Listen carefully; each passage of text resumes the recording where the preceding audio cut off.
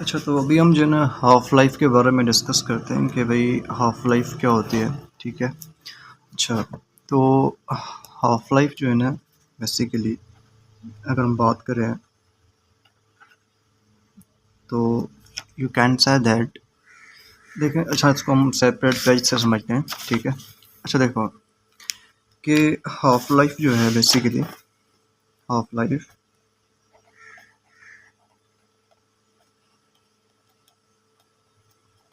जब हम कोई भी ड्रग लेते हैं ना, तो बेसिकली क्या होता है कि वो ड्रग हमारी बॉडी में डिसइंटीग्रेट होती है। क्या होती है? हमारी बॉडी में वो डिसइंटीग्रेट होती है, टूटती है हमारी बॉडी में। एंड उसका अमाउंट जो है ना वो डिक्रीज़ होता रहता है हमारी बॉडी के अंदर। अच्छा, तो कुछ टाइम ऐसा होता है, कुछ टाइम ऐसा ऐसा भी आता है जिसमें हमारा जो ड्रग है, अगर हमने 100 mg ली है तो कुछ टाइम के बाद वो 50 mg हो जाएगी। मीन्स 50 mg हमारे बॉडी में डिसइंटीग्रेट हो जाएगी, डिज़ॉल्व हो जाएगी, यूटिलाइज हो जाएगी। तो ऐसा टाइम पीरियड जिसमें हमारी बॉडी तकरीबन जिसमें ऐसा ऐसा टाइम पीरियड जिसमें हमारी ड्रग 50% रिमेनिंग रहे या 50% इंटीग्रेट हो जाए, ऐसे टाइम पीरियड को हम बोलते हैं half life of a drug. ठीक है, ऐसा टाइम पीरियड जिसमें कोई भी ड्रग 50% तक इंटीग्रेट हो जाए, उस टाइम पीरियड को हम बोलते हैं हाफ लाइफ। ठीक है। अच्छा, किसी भी ड्रग की जो हाफ लाइफ है ना, ये बहुत इम्पॉर्टेंट होती है। ठीक है, किसी भी ड्रग की जो हाफ लाइफ है ये बहुत इम्पॉर्टेंट होती है। अच्छा, इम्पॉर्टेंट क्यों होती है कि हाफ लाइफ के थ्रू हम इस चीज़ के बारे में गेस कर सकते हैं कि ये ड्रग हमारी बॉडी में कितना टाइम स्पेंड करेगी, हाउ मच टाइम वो बॉडी में स्पेंड करेगी। आई बात समझ? ठीक है, मीन्स अगर उसकी हाफ लाइफ छोटी होगी तो बॉडी में थोड़ा टाइम स्पेंड करेगी। ठीक है, अगर उसकी हाफ लाइफ बड़ी होगी तो बॉडी में ज़्यादा टाइम स्पेंड करेगी। अगर हम एग्जांपल लेते हैं कि जो हमारा एडिनोसिन है, ठीक है, एडिनोसिन ड्रग है, ये बॉडी में बहुत कम टाइम तक रहते हैं क्योंकि उसकी हाफ लाइफ बहुत छोटी है।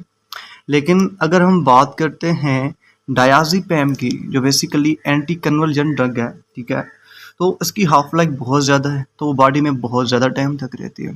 ठीक है, तो हाफ लाइफ के थ्रू हमें ये अंदाज़ा लगा सकते हैं कि भाई कोई भी ड्रग हमारी बॉडी में कितना टाइम स्टे करेगी। अच्छा, तकरीबन 4 to 5 हाफ लाइफ के बाद 4 to 5 हाफ लाइफ के बाद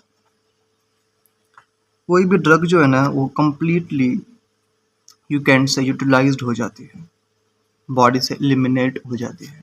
ठीक है, क्योंकि एक हाफ लाइफ के बाद 50% बचेगी, दूसरी हाफ लाइफ के बाद वो 25% बचेगी, तीसरी हाफ लाइफ के बाद 12.5 बचेगी। ठीक है, तो इस तरह से जैसे जैसे हाफ लाइफ गुजरती जाती हैं तो होता यही है कि जो हमारी यू कैन से ड्रग है उसका अमाउंट कम होता जाता है। ठीक है, तो look at here, this is half life in pharmacology. Half life of a drug is a time period required for plasma concentration of drug to reduce to 50% of its original value. ऐसा time period जिसमें कोई भी drug अपने 50% value तक रहे, 50% value तक बचे, means 50% वो डिसइंटीग्रेट हो जाए, बॉडी में यूटिलाइज हो जाए, तो उस टाइम पीरियड को हम बोलते हैं half life. It tells us how long the drug stays active in the body. जैसे हमें ये पता चलता है कि कोई भी ड्रग हमारी बॉडी में कितना टाइम तक एक्टिव रहेगी, कितना टाइम तक काम करेगी।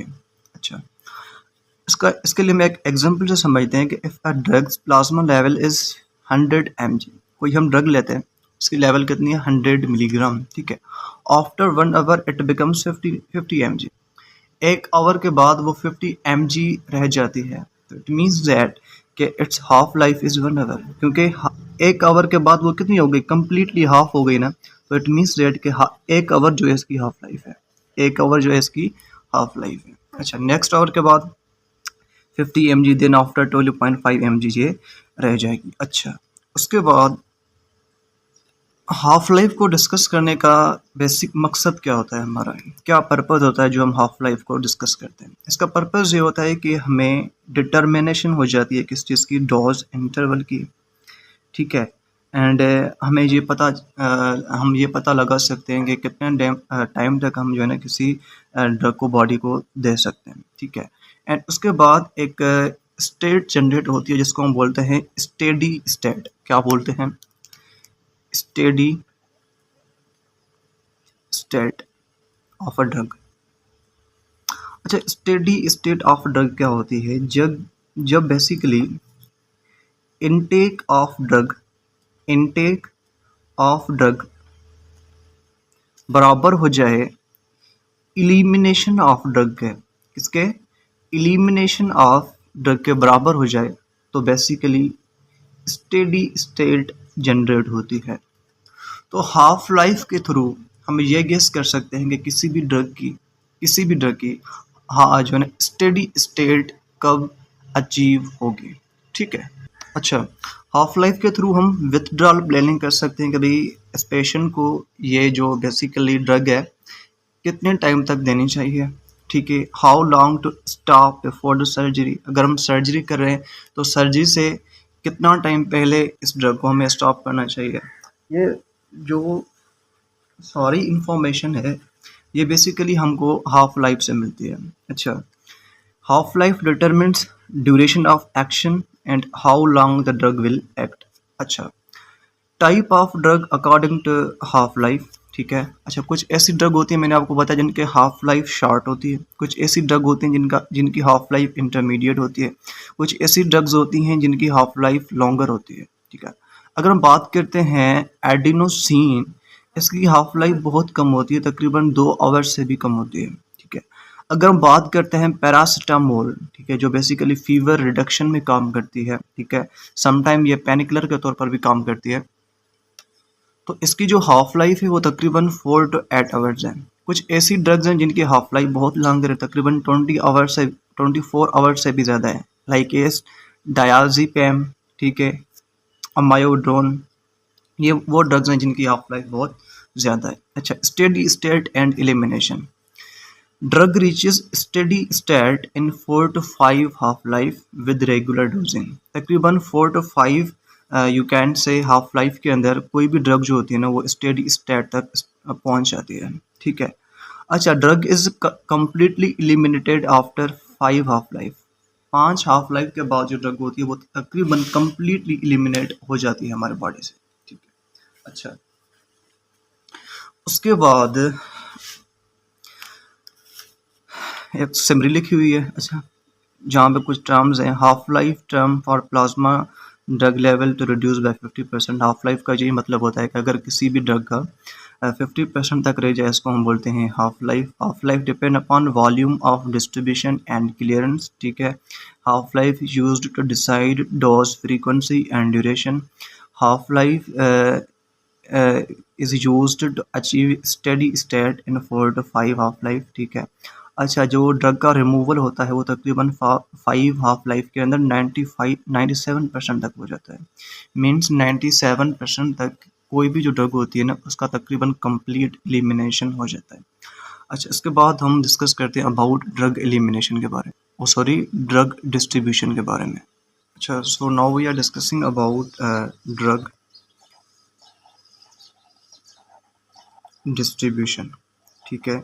ड्रग डिस्ट्रीब्यूशन के ड्रग की डिस्ट्रीब्यूशन क्या होती है, ठीक है। ड्रग डिस्ट्रीब्यूशन का मतलब होता है कि बेसिकली जब हमारी ड्रग ब्लड स्ट्रीम से जब हमारी ड्रग ब्लड स्ट्रीम से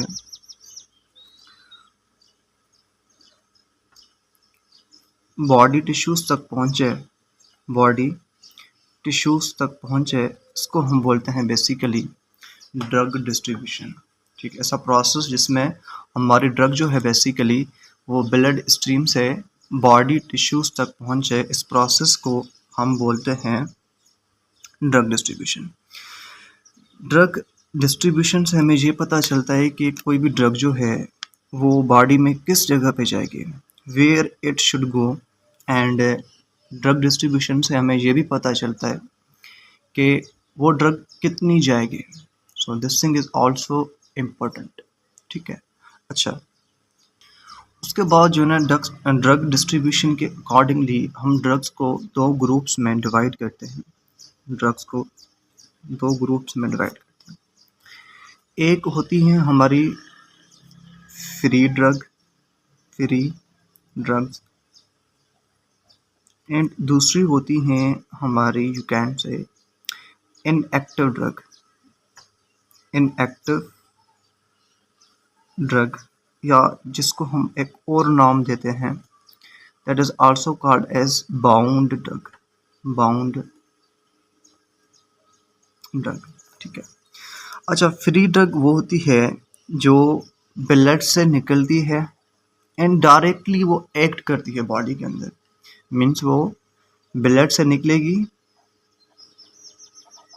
एंड देन वो डायरेक्टली एक्ट करेगी। ठीक है। तो ऐसी ड्रग को हम बोलते हैं फ्री ड्रग। लेकिन जो इनएक्टिव ड्रग होती है या बाउंड ड्रग होती है, वो कौन सी ड्रग होती है? जो बेसिकली प्लाज्मा प्रोटीन के साथ अटैच होती है। प्लाज्मा प्रोटीन के साथ अटैच होती हैं। स्पेशली कौन सी प्लाज्मा प्रोटीन? अल्ब्यूमिन। ठीक है, अल्ब्यूमिन के साथ ही अटैच होती हैं एंड ये डायरेक्टली एक्ट नहीं करती, ये इनएक्टिव होती हैं। दैट्स वाई इनको हम बोलते हैं inactive drugs or bound drugs. अच्छा, जो हमारी फ्री ड्रग्स होती हैं ना, ये इजीली सेल मेम्ब्रेन को क्रॉस कर सकती हैं। इजीली सेल मेम्ब्रेन को क्रॉस कर सकती हैं फ्री ड्रग्स। ठीक है, क्योंकि इन्होंने डायरेक्ट एक्ट करना है ना, तो ये डायरेक्ट रिसेप्टर तक भी पहुंचती है। डायरेक्ट रिसेप्टर तक भी पहुंच जाती हैं। कौन सी ड्रग्स? Free drugs. ठीक है। अच्छा, एंड इनका डायरेक्ट मेटाबॉलिज्म भी स्टार्ट हो जाता है। इनका डायरेक्ट मेटाबॉलिज्म भी स्टार्ट हो जाता है एंड देन आफ्टर ये एक्सक्रिएट भी हो सकती है हमारी बॉडी से डायरेक्ट, क्योंकि ये फ्री ड्रग है, एक्टिव ड्रग है। तो फ्री ड्रग हम उसको बोलते हैं जो बेसिकली ब्लड से निकल के डायरेक्टली एक्ट करती हैं। ठीक है। एंड ये वो ड्रग हैं जो बेसिकली सेल मेम्ब्रेन को इजीली क्रॉस करती हैं, डायरेक्टली रिसेप्टर तक पहुंचती हैं एंड ये इनका डायरेक्ट मेटाबॉलिज्म होता है, उसके बाद ये एक्सक्रिएट होती है। अच्छा, उसके बाद हम बात करते हैं फैक्टर्स जो बेसिकली अफेक्ट करते हैं किस चीज़ को? ड्रग डिस्ट्रीब्यूशन को। वो कौन से फैक्टर हैं जो बेसिकली ड्रग डिस्ट्रीब्यूशन को अफेक्ट करते हैं? सबसे पहले जो फैक्टर है दैट इज लिपिड सॉल्युबिलिटी। जो लिपिड सॉल्युबल ड्रग होती है ना, उनकी वाइडर डिस्ट्रीब्यूशन होती है। बिकॉज क्योंकि देखिए सेल के पास क्या होती है? सेल मेम्ब्रेन होती है जो बेसिकली एक बैरियर के तौर पे काम करती है। तो अगर वो लिपिड सॉल्युबल है तो वो इजीली सेल मेम्ब्रेन को क्रॉस कर देंगी एंड इनकी डिस्ट्रीब्यूशन हो जाएगी। ठीक है। एंड अगर ब्लड फ्लो उस एरिया में ज़्यादा होगा, ब्लड फ्लो स्पेशली अगर हम बात करते हैं, कुछ ऐसी ड्रग हैं जो लिवर में स्टोर होती हैं, कुछ ऐसी ड्रग हैं जो फैट में स्टोर होती हैं। अब बात ये है कि लिवर हमारा मेटाबॉलिक सेंटर है ना, तो इसकी तरफ मोर ब्लड फ्लो होता है, ठीक है। तो जो ड्रग लिवर के पास जाएगी ना, तो उसकी डिस्ट्रीब्यूशन भी ज़्यादा होगी। लेकिन फैट के पास जो ब्लड फ्लो है वो कम होगा। जब ब्लड फ्लो कम होगा तो फैट के थ्रू जो ड्रग्स की डिस्ट्रीब्यूशन होती है वो कम होती है। ठीक है। तो ब्लड फ्लो भी मैटर करता है। अच्छा, उसके बाद अगर कोई ड्रग बाउंडेड ड्रग है, मींस प्लाज्मा प्रोटीन के साथ बाउंडेड ड्रग है कोई, तो वो अपना एक्शन स्लो दिखाती है, स्लो एक्शन। ठीक है, क्योंकि वो बाउंड है and it is not active. ठीक है। क्योंकि एक्टिव ड्रग डायरेक्टली एक्ट करती है, रिसेप्टर तक पहुंचती है, बट जो बाउंड ड्रग है वो डायरेक्टली रिसेप्टर तक नहीं पहुंचती, एंड उसका जो एक्शन होता है वो बेसिकली स्लो होता है। ठीक है।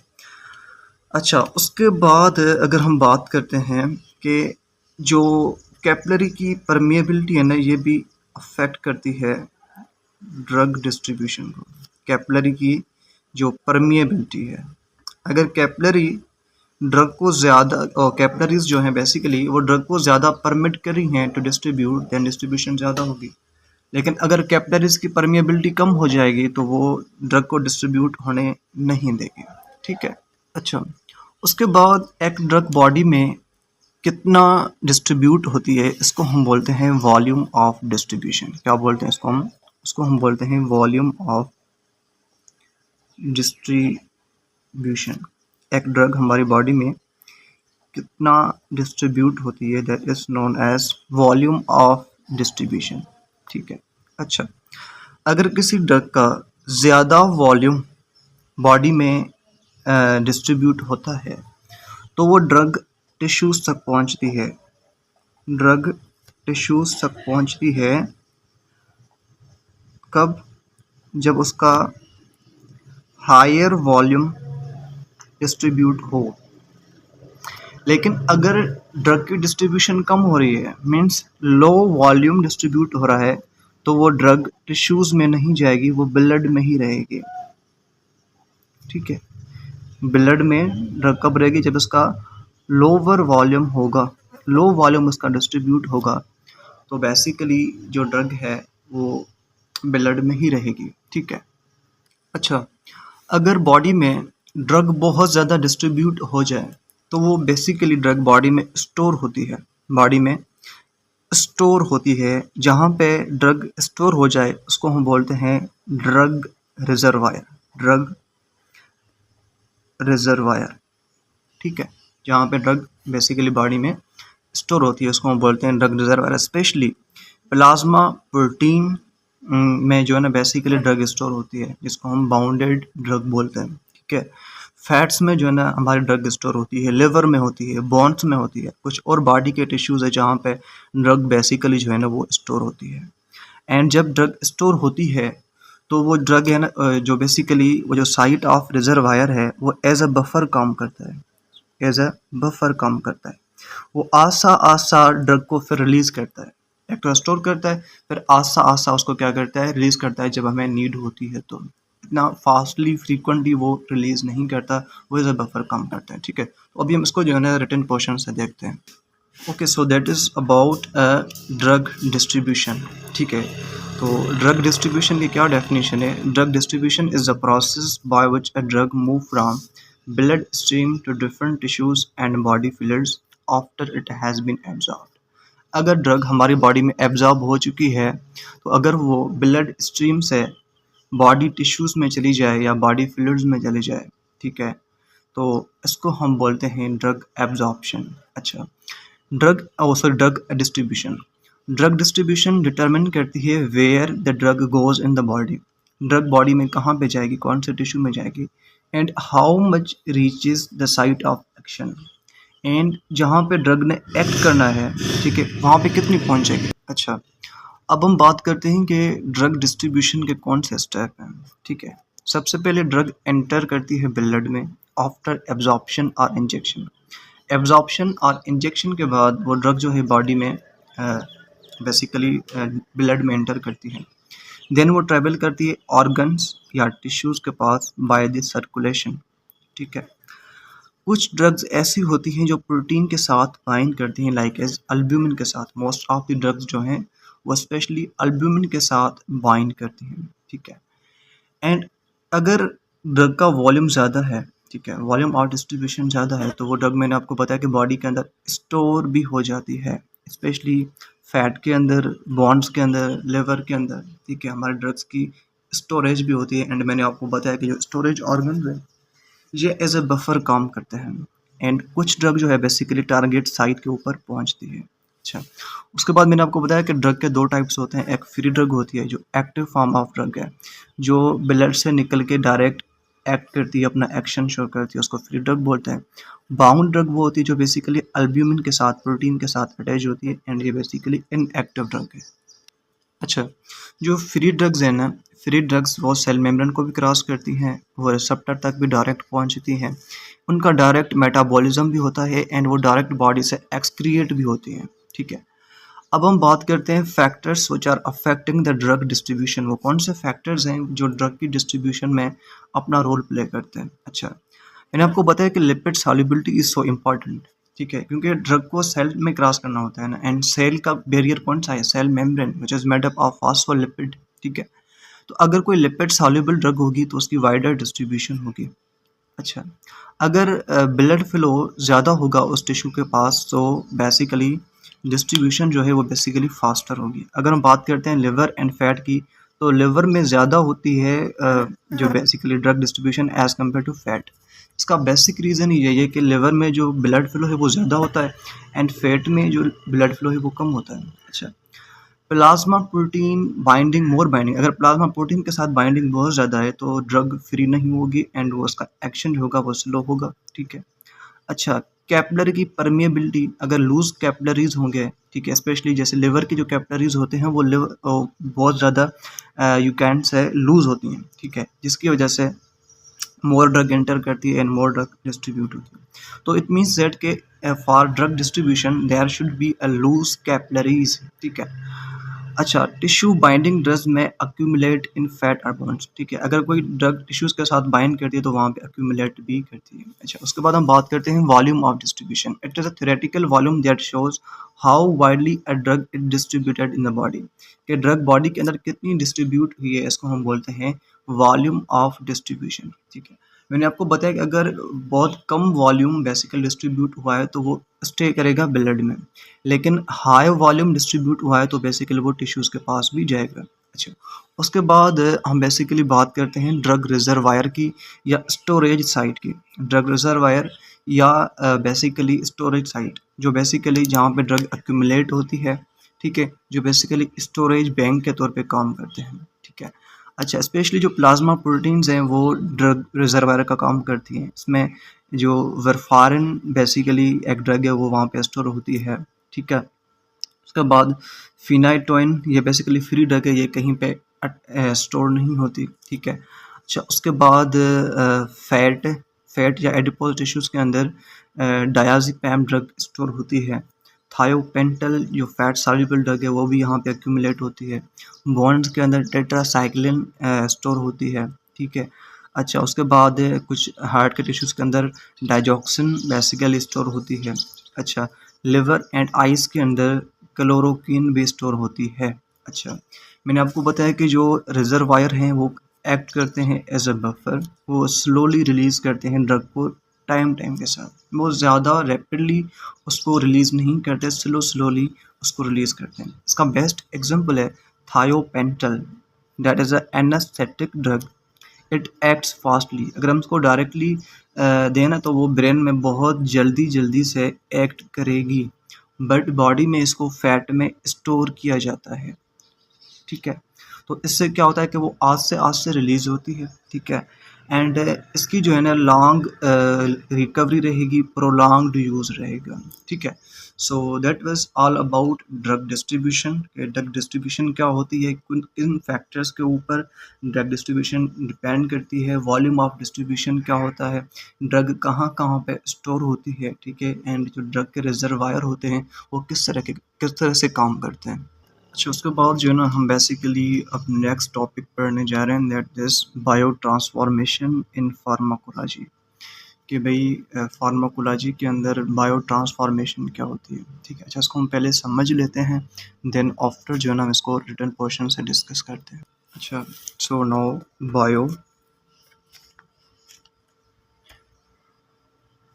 Bio transformation. अच्छा, बायो ट्रांसफॉर्मेशन क्या होती है, देखें, जब भी हम कोई ड्रग लेते हैं तो एट द एंड उस ड्रग को हमारी बॉडी से एलिमिनेट होना होता है। ठीक है, हम जो भी ड्रग हम लेते हैं एट द एंड उस ड्रग को हमारी बॉडी से एलिमिनेट होता है, एंड कोई भी ड्रग ऐसा एलिमिनेट नहीं होती।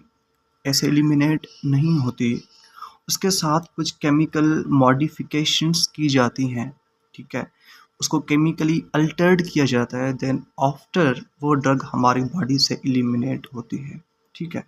तो एक ऐसा प्रोसेस जिसमें हम ड्रग को केमिकली मॉडिफाई करते हैं, ठीक है, ताकि वो बॉडी से एलिमिनेट हो जाए, इसको हम बोलते हैं बायो ट्रांसफॉर्मेशन। तो बायो ट्रांसफॉर्मेशन क्या है कि ये वो प्रोसेस है जिसमें हम ड्रग को केमिकली मॉडिफाई करते हैं ताकि वो बॉडी से इजीली एलिमिनेट हो जाए। अच्छा, ये जो बायो ट्रांसफॉर्मेशन इसमें हम क्या करते हैं कि ड्रग को केमिकली मॉडिफाई करते हैं ताकि वो ड्रग हमारी बॉडी से इजीली एलिमिनेट हो जाए, ठीक है, इसको हम बोलते हैं बायो ट्रांसफॉर्मेशन। अच्छा, ये जो बायो ट्रांसफॉर्मेशन वाला प्रोसेस है ये कहाँ पे होता है, याद रखना, बायो ट्रांसफॉर्मेशन बेसिकली लिवर में होता है। लिवर में इस ड्रग की मॉडिफिकेशन होती है, ठीक है, लिवर में इस ड्रग की मॉडिफिकेशन होती है एंड जब वो कोई ड्रग लिवर के पास जाती है आफ्टर देन वो ड्रग बॉडी से इजीली एलिमिनेट होती है। अच्छा, बेसिकली बायो ट्रांसफॉर्मेशन में क्या किया जाता है, ठीक है, देखें, जो हमारी बॉडी में वाइडली डिस्ट्रीब्यूटेड ड्रग्स हैं, these are lipid soluble drugs. ये इनकी डिस्ट्रीब्यूशन बहुत अच्छे से होती है, इनकी एब्जॉर्प्शन भी बहुत अच्छे से होती है, ठीक है। तो देखें, इनकी एब्जॉर्प्शन भी हो गई, इनकी डिस्ट्रीब्यूशन भी हो गई, तो अब बेसिकली जब एलिमिनेशन का फेज आता है ना, तो basically in lipid soluble drugs को कन्वर्ट किया जाता है वाटर सॉल्युबल ड्रग्स में ताकि ये ड्रग्स जो है ना वो यूरिन के थ्रू आसानी से बॉडी से एलिमिनेट हो जाएं, ठीक है। अच्छा, इन लिपिड सॉल्युबल ड्रग्स को वाटर सॉल्युबल ड्रग्स में कन्वर्ट कैसे किया जाता है, इनके साथ फंक्शनल ग्रुप्स ऐड किया जाता है, ठीक है, एंड जिसकी वजह से वो पोलर हो जाती हैं, वो ड्रग्स पोलर हो जाती हैं and they are easier to eliminate. अच्छा, हम कौन से फंक्शनल ग्रुप को ऐड करते हैं, मोस्टली हाइड्रोक्सिल ग्रुप को बहुत ज़्यादा ऐड किया जाता है ड्रग्स के साथ ताकि वो ड्रग्स पोलर हो जाए, ठीक है। अमाइनो ग्रुप को बेसिकली ऐड किया जाता है, ठीक है, थायोल ग्रुप को ऐड किया जाता है, मरकैप्टन ग्रुप को, ठीक है, ताकि वो ड्रग्स जो हैं बेसिकली पोलर हो जाएं, इजियर टू एलिमिनेट हो जाएं। अच्छा, इस बायो ट्रांसफॉर्मेशन के अंदर मुख्तलिफ रिएक्शंस होते हैं, ड्रग के साथ रिएक्शंस होते हैं। कौन से रिएक्शंस होते हैं, बेसिकली ऑक्सीडेशन का रिएक्शन होता है, ड्रग के साथ, रिडक्शन का रिएक्शन होता है ड्रग के साथ, एंड साथ में हाइड्रोलिसिस वाला रिएक्शन भी ड्रग के साथ किया जाता है, ठीक है। बायो ट्रांसफॉर्मेशन के अंदर ड्रग के साथ ये वाले रिएक्शन होते हैं। अच्छा, स्पेशली अब हम फेज़ 1 की बात कर रहे हैं, जब हम फंक्शनल ग्रुप को ऐड कर रहे हैं ड्रग के साथ, this is a phase 1 of bio transformation, ठीक है। अच्छा, उसके बाद जो फेज़ 1 में एंजाइम यूज़ होता है ना, दैट इज़ मेन एंजाइम जो बेसिकली फेज़ 1 को प्रमोट करता है। फेज़ 1 में क्या हो रहा है कि ड्रग केमिकली मॉडिफाई हो रही है, lipid soluble drug water soluble drug में कन्वर्ट हो रही है, ड्रग इजियर टू एलिमिनेट हो रही है, ठीक है, ड्रग के साथ ये फंक्शनल ग्रुप ऐड हो रहे हैं। तो ये सारा प्रोसेस है, ये बेसिकली कौन करवाता है, कौन सा एंजाइम है जो फेज़ 1 में अपना काम करता है, ठीक है, याद रखना, दैट इज साइटोक्रोम P450। ये एंजाइम जो है ना, यह बेसिकली फेज़ 1 में अपना बहुत ज़्यादा इम्पॉर्टेंट रोल प्ले करता है। अच्छा, ये जो एंजाइम होते हैं ना, कुछ ये एंजाइम है, कुछ इसके सब डेरिवेटिव्स और एंजाइम भी होते हैं, ठीक है, जिनका एक्शन ड्रग्स के ऊपर होता है। अच्छा, ये एंजाइम सिर्फ बायो ट्रांसफॉर्मेशन की फेज 1 में रोल प्ले नहीं करते, इनका और भी रोल होता है कि ये basically some time active drugs को, कुछ ऐसे एंजाइम होते हैं जो एक्टिव ड्रग्स को इनएक्टिव ड्रग्स में कन्वर्ट कर देते हैं, इनएक्टिव ड्रग्स में कन्वर्ट कर देते हैं। कुछ ऐसे एंजाइम भी हैं, कुछ ऐसे एंजाइम है जो इनएक्टिव ड्रग को एक्टिव ड्रग में कन्वर्ट करते हैं, ठीक है, एक्टिव ड्रग के अंदर कन्वर्ट करते हैं। कुछ ऐसे एंजाइम भी होते हैं जो बेसिकली एक्टिव ड्रग को टॉक्सिक मेटाबोलाइट में कन्वर्ट करते हैं, ठीक है। एंड ये बेसिकली जो है ना बायो ट्रांसफॉर्मेशन के की इवेंट्स हैं कि ये एंजाइम है जो बेसिकली एक्टिव ड्रग को इनएक्टिव ड्रग में कन्वर्ट करते हैं, इनएक्टिव को एक्टिव में कन्वर्ट करते हैं, एक्टिव ड्रग को टॉक्सिक मेटाबोलाइट्स में कन्वर्ट करते हैं, ठीक है। तो this is all about bio transformation. तो अभी हम इसको जो है ना रिटन पोर्शन से देखते हैं। Okay, you can see here this is topic number 7 of foundation module, ठीक है। अच्छा, इसमें बायो ट्रांसफॉर्मेशन के बारे में आप पढ़ रहे हैं, स्पेशली फेज 1 के बारे में, ठीक है। बायो ट्रांसफॉर्मेशन की डेफिनेशन क्या है? It is a process by which the body chemically altars the drug usually in the liver. मैंने आपको बताया कि ये प्रोसेस लिवर के अंदर होता है। अच्छा, इसमें क्या होता है? To make them easier to eliminate, drugs में इस तरह की मॉडिफिकेशन की जाती है then after these drugs are easier to eliminate. अच्छा, बायो ट्रांसफॉर्मेशन को हम ड्रग मेटाबॉलिज्म भी बोलते हैं। ये चीज़ आपने याद रखनी है क्योंकि ड्रग के साथ बहुत ज़्यादा मेटाबॉलिक चेंजेस हो रही हैं, दैट्स वाई इसको हम ड्रग मेटाबॉलिज्म भी बोलते हैं। अच्छा, इसमें बेसिकली क्या किया जाता है? Main goal of bio transformation क्या है? मेन इंपॉर्टेंट रोल क्या है बायो ट्रांसफॉर्मेशन का? इसमें basically lipid soluble drug which can not be easily excreted. मैंने आपको बताया कि जो लिपिड सॉल्युबल ड्रग्स हैं ना, वो यूरिन के थ्रू हमारी बॉडी से एक्सक्रिएट नहीं हो सकती, तो उनको वाटर सॉल्युबल ड्रग्स में कन्वर्ट किया जाता है कि ताकि वो इजीली एक्सक्रिएट हो जाएं with the help of urine और बाइल, ठीक है। अब हम बात करते हैं फेजेस ऑफ बायो ट्रांसफॉर्मेशन की। इसकी बेसिकली 2 फेजेस होती हैं। अच्छा, एक होती है फेज़ 1, ठीक है, जिसके अंदर फंक्शनलाइजेशन होती है, ठीक है, फंक्शनल ग्रुप्स को ऐड किया जाता है टू द ड्रग, ठीक है। एंड दूसरी जो फेज़ है दैट इज़ कॉन्जुगेशन रिएक्शंस इसमें किए जाते हैं। पहले में फंक्शनलाइजेशन रिएक्शंस किए जाते हैं, दूसरी फेज़ में कॉन्जुगेशन रिएक्शन किए जाते हैं। अच्छा, अब हम जो है ना फर्स्ट फेज़ को पढ़ लेते हैं, ठीक है। अच्छा, इसमें हम क्या करते हैं? इंट्रोड्यूस करते हैं और एक्सपोज करते हैं सम फंक्शनल ग्रुप को to the drug, like as hydroxyl group को, अमाइनो ग्रुप को, थायोल ग्रुप को। इन ग्रुप्स को हम ड्रग मॉलिक्यूल के अंदर ऐड करते हैं। अच्छा, इससे क्या होता है कि हमारी ड्रग जो है ना वो स्लाइटली पोलर होती है एंड जो आगे हमारी फेज़ 2 आएगी ना, इसके लिए ये बेसिकली रेडी हो जाएगी। अच्छा, अब हम बात करते हैं टाइप ऑफ फेज़ 1 रिएक्शन कि भाई फेज़ 1 के अंदर कौन से रिएक्शंस होते हैं। ऑक्सीडेशन होती है, रिडक्शन होती है, हाइड्रोलिसिस होती है। ऑक्सीडेशन में ऑक्सीजन को ऐड किया जाता है या हाइड्रोजन को रिमूव किया जाता है, जिसमें कोडेन को कन्वर्ट किया जाता है मॉर्फिन के अंदर, ठीक है। कोडेन ड्रग को कन्वर्ट किया जाता है मॉर्फिन ड्रग के अंदर। कोडेन जो है बेसिकली यू कैन से कफ के लिए इस्तेमाल होती है, कफ के लिए, कफ ट्रीटमेंट के लिए, एंड ये बेसिकली पेन किलर है, ठीक है। अच्छा, रिडक्शन में क्या किया जाता है कि रिडक्शन के अंदर बेसिकली या तो हाइड्रोजन को ऐड किया जाता है या ऑक्सीजन को रिमूव किया जाता है, ठीक है। एंड क्लोरल हाइड्रेट को कन्वर्ट किया जाता है ट्राइक्लोरो इथेनॉल के अंदर, ठीक है। हाइड्रोलिसिस में इनकी बॉन्ड ब्रेकिंग होती है, स्पेशली एस्पिरिन जो है वो कन्वर्ट होती है सैलिसाइलिक एसिड के अंदर, ठीक है। एंड एस्पिरिन आपको पता है कि ये हेडेक के लिए इस्तेमाल की जाती है एंड सैलिसाइलिक एसिड जो है ये स्किन ट्रीटमेंट में इसका बहुत ज़्यादा रोल है। स्किन ट्रीटमेंट, जो स्किन की क्रीम्स होती हैं, ठीक है, तो उनके अंदर सैलिसाइलिक एसिड का बहुत ज़्यादा यूज़ होता है। अच्छा, अब हम बात करते हैं कि वो कौन सा मेन एंजाइम है जो फेज़ 1 में काम करता है। तो साइटोक्रोम P450 एंजाइम ये बहुत ज़्यादा अपना रोल प्ले करता है फेज़ 1 रिएक्शन के अंदर, ठीक है। एंड ये जो एंजाइम है साइटोक्रोम P450 एंजाइम, ये बेसिकली लिवर के अंदर स्टोर होता है, क्योंकि आपको पता है कि बायो ट्रांसफॉर्मेशन की जो फेज़ 1 है वो लिवर में हो रही है।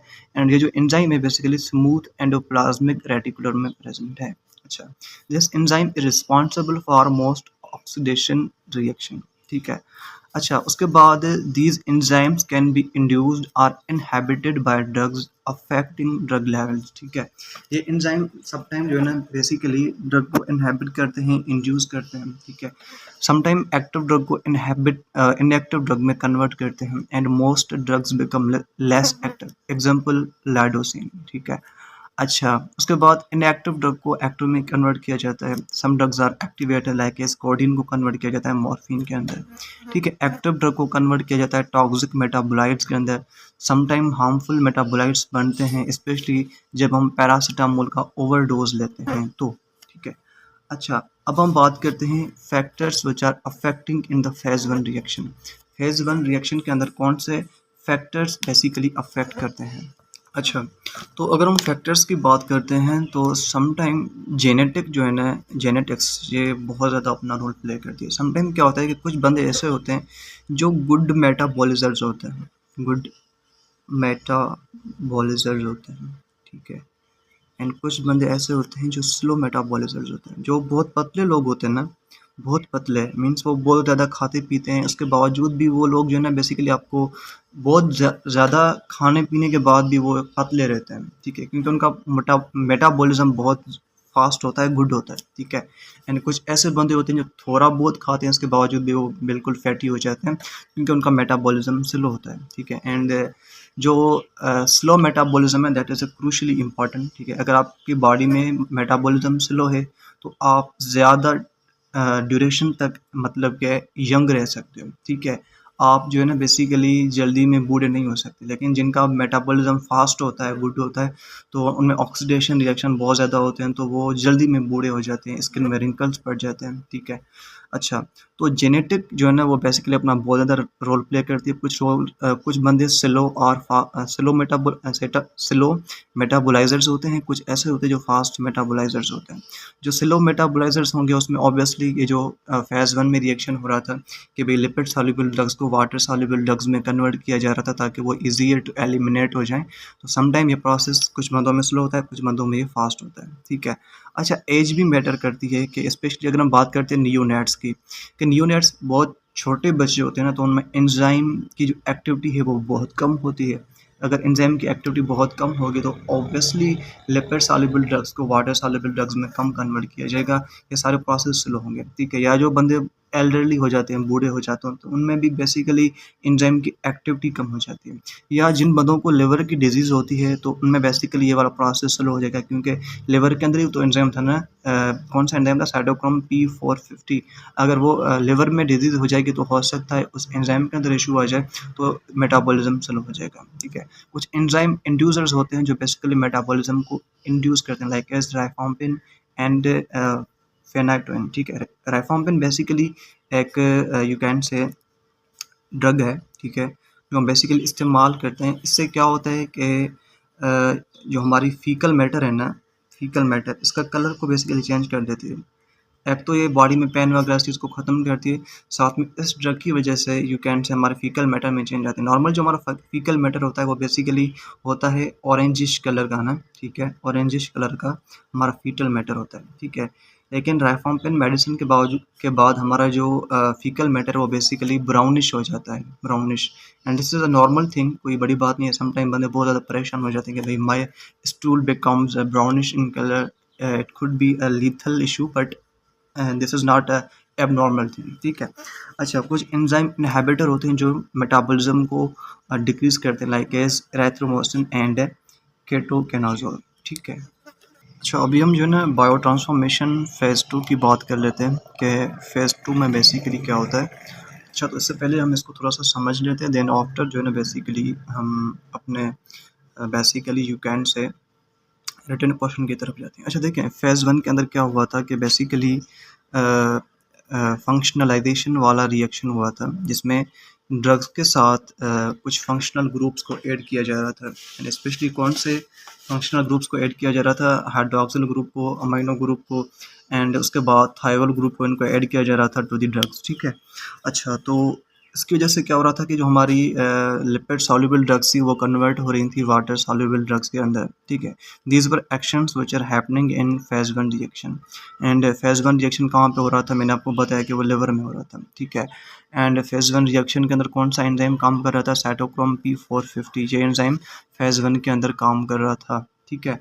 अच्छा, फेज 1 के अंदर और क्या हो रहा था कि ऑक्सीडेशन रिएक्शन भी हो रहा था, रिडक्शन भी हो रहा था, एंड हाइड्रोलिसिस भी हो रहा था, ठीक है। एंड फेज 1 रिएक्शन के अंदर बेसिकली जो इनएक्टिव ड्रग्स थी उसको एक्टिव में कन्वर्ट किया जा रहा था, एक्टिव ड्रग्स को इनएक्टिव में, ठीक है, एंड कुछ एक्टिव ड्रग्स को टॉक्सिक मेटाबोलाइट्स में कन्वर्ट किया जा रहा था, ठीक है। So that was all about phase 1 reaction. अब हम बात करते हैं फेज 2 रिएक्शन। अच्छा, फेज 2 रिएक्शन, इसको हम एक और नाम भी देते हैं। फेज 2 को हम बेसिकली जो ओवरऑल रिएक्शन हो रहा था फेज 2 में, इसमें कॉन्जुगेशन रिएक्शन होते हैं। क्या होते हैं? कॉन्जुगेशन रिएक्शंस होते हैं फेज 2 के अंदर, ठीक है। कॉन्जुगेशन रिएक्शंस होते हैं फेज 2 के अंदर। फेज 1 के अंदर तो सिर्फ मेटाबॉलिज्म हो रहा था ना, तो लिपिड सॉल्युबल ड्रग्स को वाटर सॉल्युबल ड्रग्स में कन्वर्ट किया जा रहा था, ठीक है, बाय साइटोक्रोम P450, ठीक है। लेकिन यहाँ पे बेसिकली वहाँ पे फंक्शनल ग्रुप को ऐड किया जा रहा था, यहाँ पे कुछ और ग्रुप्स को ऐड किया जाता है, कुछ कॉन्जुगेट मॉलिक्यूल्स को, लाइक सल्फेट ग्रुप को, ठीक है, एंड सल्फेट ग्रुप को, ठीक है, साथ में मिथाइल ग्रुप को, ठीक है, एंड साथ में समटाइम ग्लूटाथियोन ग्रुप को, ठीक है। तो मुख्तलिफ जो है ना बेसिकली ग्रुप्स को ऐड किया जाता है ड्रग्स में, ठीक है। अच्छा, फेज 2 बेसिकली इसमें होता क्या है कि बेसिकली जो ड्रग है ना वो कम्प्लीटली वाटर सॉल्युबल हो जाती है। जब ये ग्रुप्स बेसिकली ऐड हो जाते हैं ड्रग्स में, तो drug basically completely water soluble हो जाती है, ठीक है। ड्रग कम्प्लीटली वाटर सॉल्युबल हो जाती है। अच्छा, अगर हम बात करें तो फेज़ 2 रिएक्शन के अंदर कौन सा एंजाइम रोल प्ले करता है, जैसे फेज़ 1 के अंदर साइटोक्रोम P450 रोल प्ले कर रहा था, तो याद रखना फेज़ 2 के अंदर जो एंजाइम रोल प्ले करता है दैट इज़ ट्रांसफरेज एंजाइम अपना रोल प्ले करता है फेज़ 2 के अंदर। अच्छा, और फेज़ 2 रिएक्शन या बेसिकली सेम थिंग लिवर में होता है, समटाइम ये थोड़ा बहुत किडनी में भी होता है, ठीक है, ये थोड़ा बहुत यू कैन से हमारे इंटेस्टाइन में भी होता है, ठीक है। अच्छा, एंड अगर हम और बात करें तो बेसिकली फेज़ 2 रिएक्शन के अंदर जो हमारी ड्रग है वो कम्प्लीटली एक्सक्रिएटेबल हो जाती है, नॉन टॉक्सिक हो जाती है। अब वो बेसिकली यूरिन के साथ बॉडी से बाहर जा सकती है। एंड यहाँ पे कौन सा एंजाइम काम करता है, वंस अगेन रिपीटिंग, ट्रांसफरेज, जो बेसिकली डिफरेंट फंक्शनल ग्रुप्स को, मुख्तलिफ ग्रुप्स को ट्रांसफ़र करता है टू द ड्रग्स ताकि वो ईजियर टू एलिमिनेट हो जाए। अच्छा, अब हम इसको समझ लेते हैं यहाँ से, ठीक है, फेज़ 2 रिएक्शन को, ठीक है। तो फेज़ 2 की बात करते हैं कि basically phase 2 biotransformation is the process where a drug or its phase 1 metabolite is combined or conjugated with a polar substance के साथ इसको बेसिकली ऐड किया जाता है। अच्छा, to make it more water soluble and easily excretable, ठीक है, उसको मोर सॉल्युबल बनाया जाता है एंड मोर एक्सक्रिएटेबल बनाया जाता है फेज़ 2 के अंदर। अच्छा, फेज़ 2 के अंदर बेसिकली क्या होती है, packing the drug, basically drug को पैक किया जाता है, ठीक है, ताकि वो बॉडी से रिमूव हो जाए, ठीक है। अच्छा, उसके बाद है गोल ऑफ फेज़ 2 का क्या मकसद है, to make the drug or it's metabolite more polar, कि भाई हम ड्रग को बेसिकली मोर पोलर बनाते हैं फेज़ 2 के अंदर, ठीक है, मोर वाटर सॉल्युबल बनाते हैं, and drug is easier to excrete via urine और बाइल, ड्रग बहुत ईजी से फिर बॉडी से एक्सक्रिएट हो सकती है। अच्छा, अगर हम थोड़ा की कॉन्सेप्ट की बात करते हैं, phase 2 reactions usually involve joining conjugating the drug with another compound using transferase enzyme। मैंने आपको ये चीज़ बताई थी कि फेज़ 2 रिएक्शन के अंदर बेसिकली जो ट्रांसफरेज एंजाइम है ये अपना काम करता है एंड ड्रग को डिफरेंट मॉलिक्यूल के साथ कंबाइन करता है। अच्छा, अब हम बात करते हैं types of conjugation, compound, added enzyme, involve examples के। ठीक है। अच्छा, सबसे पहले जो रिएक्शन होता है दैट इज ग्लूकोरोनिडेशन। ठीक है, इसमें क्या क्या होता है कि बेसिकली ग्लूकोरोनिक एसिड को ऐड किया जाता है मॉर्फिन के अंदर। ग्लूकोरोनिडेशन ग्लूकोरोनिडेशन बेसिकली वो रिएक्शन है जिसमें ग्लूकोरोनिक एसिड को ऐड किया जाता है मॉर्फिन के अंदर। एंड इसमें कौन सा एंजाइम अपना रोल प्ले करता है दैट इज यूडीपी, ग्लूकोरोनाइल ट्रांसफरेज। ठीक है। अच्छा, सल्फेशन रिएक्शन भी होता है फेज 2 में जिसमें सल्फेट ग्रुप को ऐड किया जाता है। कौन सी मेडिसिन में? पैरासीटामोल। जब पैरासीटामोल बॉडी से एलिमिनेट हो रहा होता है तो पैरासीटामोल में बेसिकली सल्फेट ग्रुप को ऐड किया जाता है। इस प्रोसेस को सल्फेशन बोलते हैं। एंड कौन सा एंजाइम यहाँ पे काम करता है दैट इज सल्फो ट्रांसफरेज। ठीक है। अच्छा, उसके बाद समटाइम एसिटाइलेशन रिएक्शन भी होता है कि ड्रग्स के अंदर हम एसिटाइल ग्रुप को ऐड करते हैं। इन कौन करवाता है? ये एडिशन एंड एसिटाइल ट्रांसफरेज। ठीक है, किसके अंदर? आइसोनियाजिड ड्रग के अंदर जब वो बॉडी से एलिमिनेट हो रही होती है तो।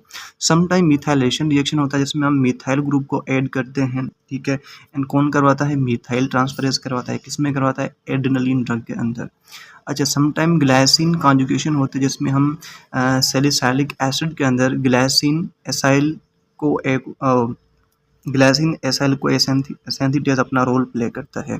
अच्छा, अभी जो है ना हम टॉपिक ऐड के कुछ कंक्लूजन पॉइंट्स डिस्कस करते हैं कि इसमें कौन सा रिएक्शन हो रहा था? कॉन्जुगेशन हो रहा था। ठीक है, वहाँ पे फंक्शनलाइजेशन हो रही थी, यहाँ पे कॉन्जुगेशन हो रही थी। ठीक है, and these are similar thing, functionalization and conjugation is little bit overlapping. ठीक है, and drug become inactive and water soluble. Phase 2 के अंदर यही हो रहा था कि कौन सी लोकेशन है? मोस्टली ये प्रोसेस लिवर में होता है एंड समटाइम ये किडनीज, लंग्स या इंटेस्टाइन में भी हो सकता है। अच्छा, फेज 2 की जो स्पीड है that is faster than phase 1 reaction. ठीक है, इसमें कौन सा एंजाइम यूज होता है? Transferase enzyme. एंड रिजल्ट इसका क्या निकलता है कि एक्सक्रिएटेबल और नॉन टॉक्सिक कंपाउंड बनता है। ठीक है, जेनेटिक वेरिएशन एग्जांपल भी होता है like as isoniazid is metabolized by acetylation but some peoples are slow acetylators they have high risk of side effect like as peripheral neuropathy. ठीक है, जो हमारी पेरिफेरल नर्व्स होती है ना तो उनका डैमेज भी हो सकता है। अब हम जो है ना टॉपिक 9th के बारे में पढ़ने लगे। 9th topic of foundation module pharmacology. अच्छा, जो हमारा नेक्स्ट टॉपिक है दैट इज़ ड्रग एक्सक्रिएशन। ठीक है, ड्रग एक्सक्रिएट किस तरह से होती है अब हम इसको थोड़ा पहले समझ लेते हैं, then after we are returning to the written portion. अच्छा, देखिए बायो ट्रांसफॉर्मेशन के अंदर क्या हो रहा था? बायो ट्रांसफॉर्मेशन के अंदर दो किस्म के रिएक्शन हो रहे थे, एक फंक्शनलाइजेशन रिएक्शन एंड दूसरा कॉन्जुगेशन रिएक्शन। बायो ट्रांसफॉर्मेशन के अंदर ये प्रोसेस हो रहा था एंड एक्चुअली बायो ट्रांसफॉर्मेशन के अंदर ड्रग्स को प्रिपेयर किया जा रहा था फॉर एलिमिनेशन। ठीक है। अच्छा, किस तरह से प्रिपेयर किया जा रहा था फॉर एलिमिनेशन के जो बेसिकली लिपिड सॉल्युबल ड्रग्स है, लिपिड सॉल्युबल ड्रग्स उनको वाटर सॉल्युबल ड्रग्स में कन्वर्ट किया जा रहा था।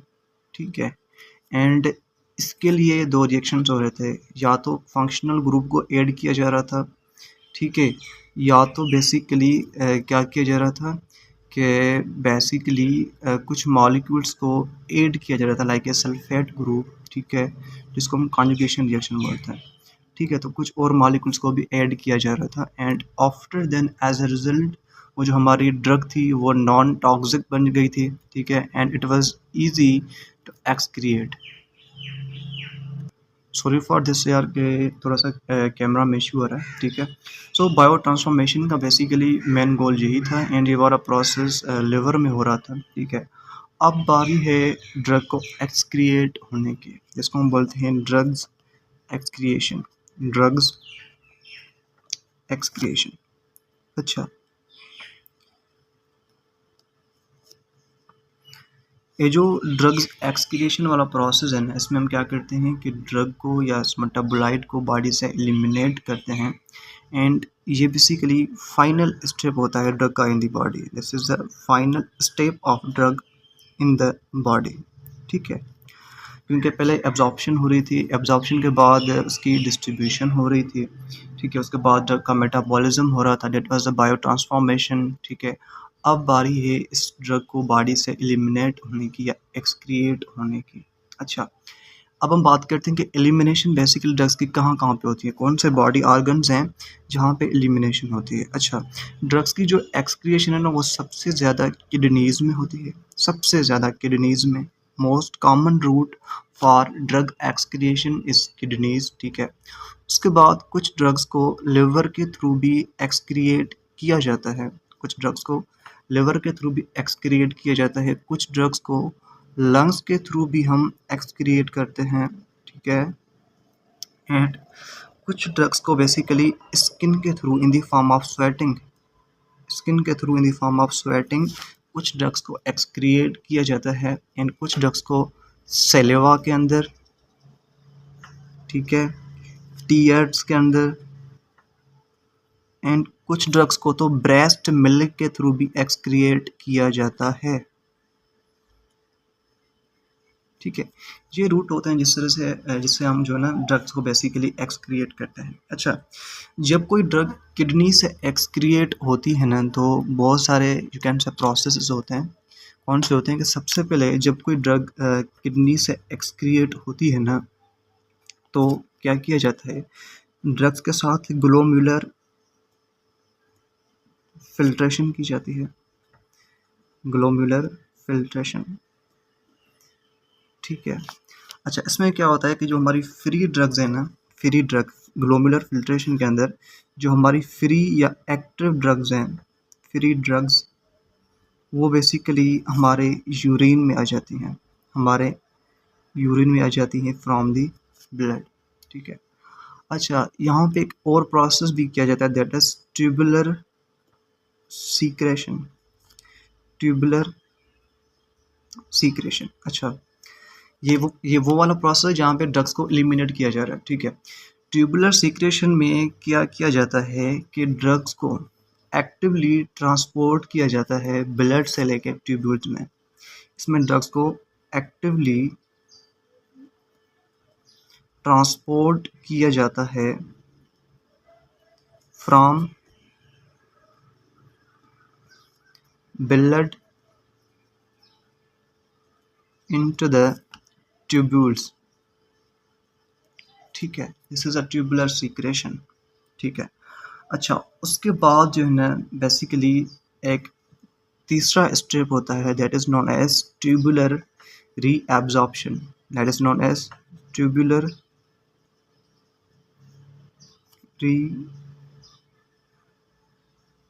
रीएब्जॉर्प्शन।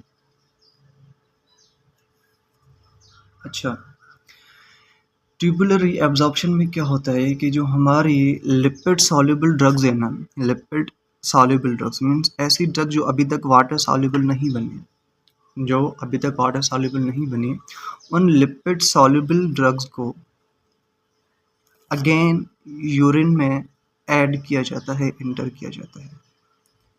ठीक है, so these are three phases which are happening in the kidneys during the drugs excretion. अच्छा, ठीक है, सो किडनीज के अंदर बेसिकली यही हो रहा है कि जो हमारी वाटर सॉल्युबल ड्रग्स हैं या एक्टिव और फ्री ड्रग्स हैं, उसको एक्सक्रिएट किया जा रहा है किडनीज के अंदर। मैं थोड़ा सा को लिख भी देता हूँ कि किडनीज के अंदर जो हमारी एक्टिव ड्रग्स हैं ना, वो तो एलिमिनेट हो रही हैं, या जो basically I can say water soluble drugs, water soluble drugs वो यूरिन में आके एलिमिनेट हो रही हैं। लेकिन हमारी जो लिपिड सॉल्युबल ड्रग्स हैं, लिपिड सॉल्युबल ड्रग्स, वो बेसिकली एलिमिनेट नहीं हो रहे हैं। ठीक है, उनको जो है बेसिकली रीएब्जॉर्ब किया जा रहा है, इसको बेसिकली रीएब्जॉर्ब किया जा रहा है। ठीक है, अच्छा, एंड उसके बाद जब हमारी ड्रग्स या मेटाबोलाइट्स हमारे यूरिन में आते हैं ना, तो यूरिन में ड्रग्स की आयोनाइजेशन होती है, यूरिन के अंदर ड्रग्स की आयोनाइजेशन भी होती है। एंड जब ड्रग्स की आयोनाइजेशन होती है ना, तो यूरिन की बेसिकली पीएच है ना वो चेंज हो जाती है, पीएच चेंज हो जाती है। ठीक है। अच्छा, अगर हमारा यू कैन से यूरिन है वो अल्कलाइन हो गया, अल्कलाइन यूरिन हो गया, तो अल्कलाइन यूरिन ये कोशिश करता है तो कि वो एसिडिक ड्रग्स को बॉडी से एलिमिनेट करता है। अगर हमारा यूरिन एसिडिक हो गया, तो एसिडिक यूरिन बेसिकली कोशिश करता है बॉडी से कि भाई अल्कलाइन ड्रग्स को बॉडी से एलिमिनेट करेगा, अल्कलाइन या बेसिक ड्रग्स को बॉडी से एलिमिनेट करेगा। ठीक है। अच्छा, उसके बाद मैंने आपको बताया कि कुछ ड्रग्स को हम लिवर के थ्रू भी एक्सक्रिएट करते हैं। तो लिवर बेसिकली क्या करता है कि उन ड्रग्स को बेसिकली क्या करता है, एक्सक्रिएट करता है बाइल के अंदर, एक्सक्रिएट करता है बाइल के अंदर। देन वो हमारी ड्रग्स बेसिकली फीकल मैटर में आ जाती हैं। कहाँ पे आ जाती हैं? फीकल मैटर में हमारी वो ड्रग्स आ जाती हैं। अच्छा, लेकिन कुछ ड्रग्स ऐसी भी हैं जो बेसिकली क्या होती हैं, एंटेरोहेपेटिक, जो बेसिकली एंटेरोहेपेटिक सर्कुलेशन में ऐड हो जाती हैं, जिसकी वजह से वो लिवर एंड इंटेस्टाइन के बीच में, लिवर प्लस में इंटेस्टाइन के बीच में वो सर्कुलेट हो रही होती हैं। ठीक है। अच्छा, एंड जो बेसिकली ड्रग्स लिवर के थ्रू एक्सक्रिएट होंगी, पहले वो बाइल में आएंगे, देन आफ्टर वो फीकल मैटर के थ्रू बॉडी से एलिमिनेट हो जाएंगे। अच्छा, उसके बाद मैंने आपको बताया कि लंग्स का भी रोल होता है ड्रग्स को एक्सक्रिएट करने का। ठीक है। ड्रग्स बेसिकली कौन सी ड्रग्स को बेसिकली लंग्स बेसिकली कौन सी ड्रग्स को एक्सक्रिएट करता है, स्पेशली जो गैसेस होती हैं ना, गैसेस उसको एक्सक्रिएट करता है, या वोलेटाइल ड्रग्स को बेसिकली एक्सक्रिएट करता है लंग्स। ठीक है। अच्छा, उसके बाद अगर हम बात करें तो स्वेट आ गया, हमारा सलेवा आ गया है ना, हमारा ब्रेस्ट मिल्क है ना, वो भी बेसिकली कुछ ड्रग्स को एक्सक्रिएट करता है। ठीक है। तो अब हम इसको रिटन पोर्शन से देख लेते हैं। अच्छा, तो ड्रग एक्सक्रिएशन बेसिकली क्या है? Drug excretion is a process of removing अच्छा, तो drug excretion is a process of removing drugs और their metabolites from the body. ठीक है। अच्छा, it is a final step in drug elimination. मैंने आपको बताया कि ये फाइनल स्टेप है ड्रग की एलिमिनेशन के अंदर। ठीक है। It is a final step in drug elimination after absorption, distribution and metabolism. ठीक है। जिसके अंदर बेसिकली बायो ट्रांसफॉर्मेशन आ रही थी, जिसके दो रिएक्शन थे। ठीक है। एक हमारा कौन सा रिएक्शन था? फंक्शनलाइजेशन, एंड दूसरा हमारा कौन सा था? Basically conjugation. ठीक है। अच्छा, main sites of drug excretion कौन सी? हमारी किडनीज आ जाती हैं। ठीक है। जो बेसिकली यूरिन के अंदर अपने ड्रग्स को एक्सक्रिएट करती हैं। This is a most important route. Most of the drugs like is antibiotics जो हैं बेसिकली वो किडनीज के थ्रू एक्सक्रिएट की जाती हैं। अच्छा, लिवर के थ्रू भी, लिवर बेसिकली बाइल को प्रोड्यूस करता है, देन आफ्टर फीसिस के थ्रू, रिफॉर्मिन एंड बाइल साल्ट के थ्रू इनको एक्सक्रिएट किया जाता है। लंग्स भी बेसिकली जो है ना बेसिकली ड्रग्स को एक्सक्रिएट करते हैं in the form of exhaled gases like as anesthetic and alcohols वगैरह। ठीक है। स्किन बेसिकली स्वेट के फॉर्म में फ्यू ड्रग्स को एक्सक्रिएट करती है, सलेवा भी करती है, टीयर्स भी करते हैं, एंड माइनर जो है ना बेसिकली जो मिल्क होता है, ब्रेस्ट मिल्क, वो भी बेसिकली ड्रग्स को एक्सक्रिएट करता है। एंड वो बेसिकली जो ड्रग्स एक्सक्रिएट की जाती हैं ना, वो बेबी को बहुत ज़्यादा यू कैन से डैमेज दे सकती हैं। ठीक है। अच्छा, रीनल या किडनी एक्सक्रिएशन की बात करते हैं, which is a most common route. ठीक है। Steps in renal excretion, number 1 is glomerular filtration. ठीक है। जिसमें बेसिकली क्या होता है कि फ्री या अनबाउंड ड्रग्स को पास किया जाता है ब्लड से यूरिन के अंदर, बट जो प्रोटीन बाउंडेड ड्रग्स होती हैं वो ब्लड के अंदर ही रहेंगी। ठीक है। उसके बाद हम बात करते हैं ट्यूबुलर सीक्रेशन। इसमें क्या होता है कि एक्टिवली ट्रांसपोर्ट किया जाता है ड्रग्स को from blood into the tubules. ठीक है। अच्छा, उसके बाद ट्यूबुलर रीअब्जॉर्प्शन में क्या होता है कि जो लिपिड सॉल्युबल ड्रग्स हैं उनको वापस भेज दिया जाता है ब्लड के अंदर। ठीक है। वाटर सॉल्युबल ड्रग्स यूरिन के अंदर ही रहती हैं, वहाँ से उनको एक्सक्रिएट किया जाता है, ठीक है। And polar water soluble and ionized gases are excreted faster. जो पोलर या वाटर सॉल्युबल ड्रग्स होती हैं उनकी आयोनाइजेशन बहुत फास्ट होती है, ठीक है। अच्छा, अब हम बात करते हैं कौन से फैक्टर्स हैं बेसिकली जो अफेक्ट करते हैं excretion of drugs from the kidneys. These are you can say protein binding bound drug is not filtered. जो प्रोटीन बाउंडेड ड्रग्स होती हैं उनको यहाँ से एक्सक्रिएट नहीं किया जा सकता। अच्छा, lipid solubility, lipid soluble drugs are reabsorbed. जो बेसिकली लिपिड सॉल्युबल ड्रग्स होती हैं उनको यहाँ से रीएब्जॉर्ब किया जाता है।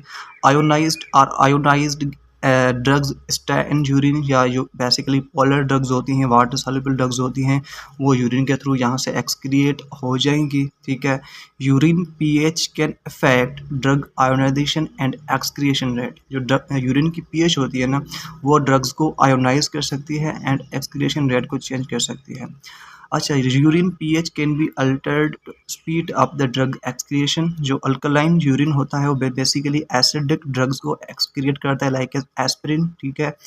एंड जो एसिडिक यूरिन होता है बेसिकली वो एक्सक्रिएट करता है बेसिक ड्रग्स को, लाइक एज एम्फीटामिन्स को, ठीक है, एम्फीटामिन्स।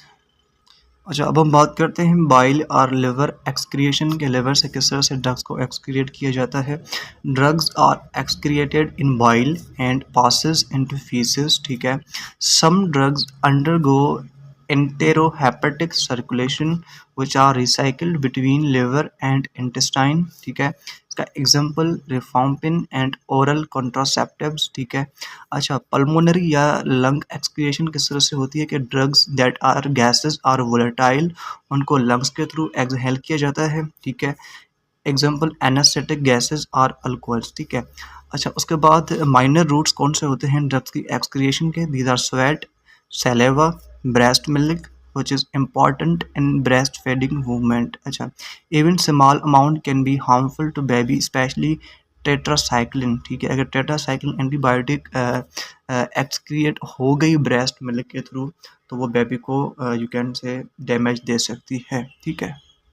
अच्छा, अभी हम जो है बेसिकली डिस्कस करते हैं about 10th topic of foundation model syllabus, that is pharmacodynamics, ठीक है।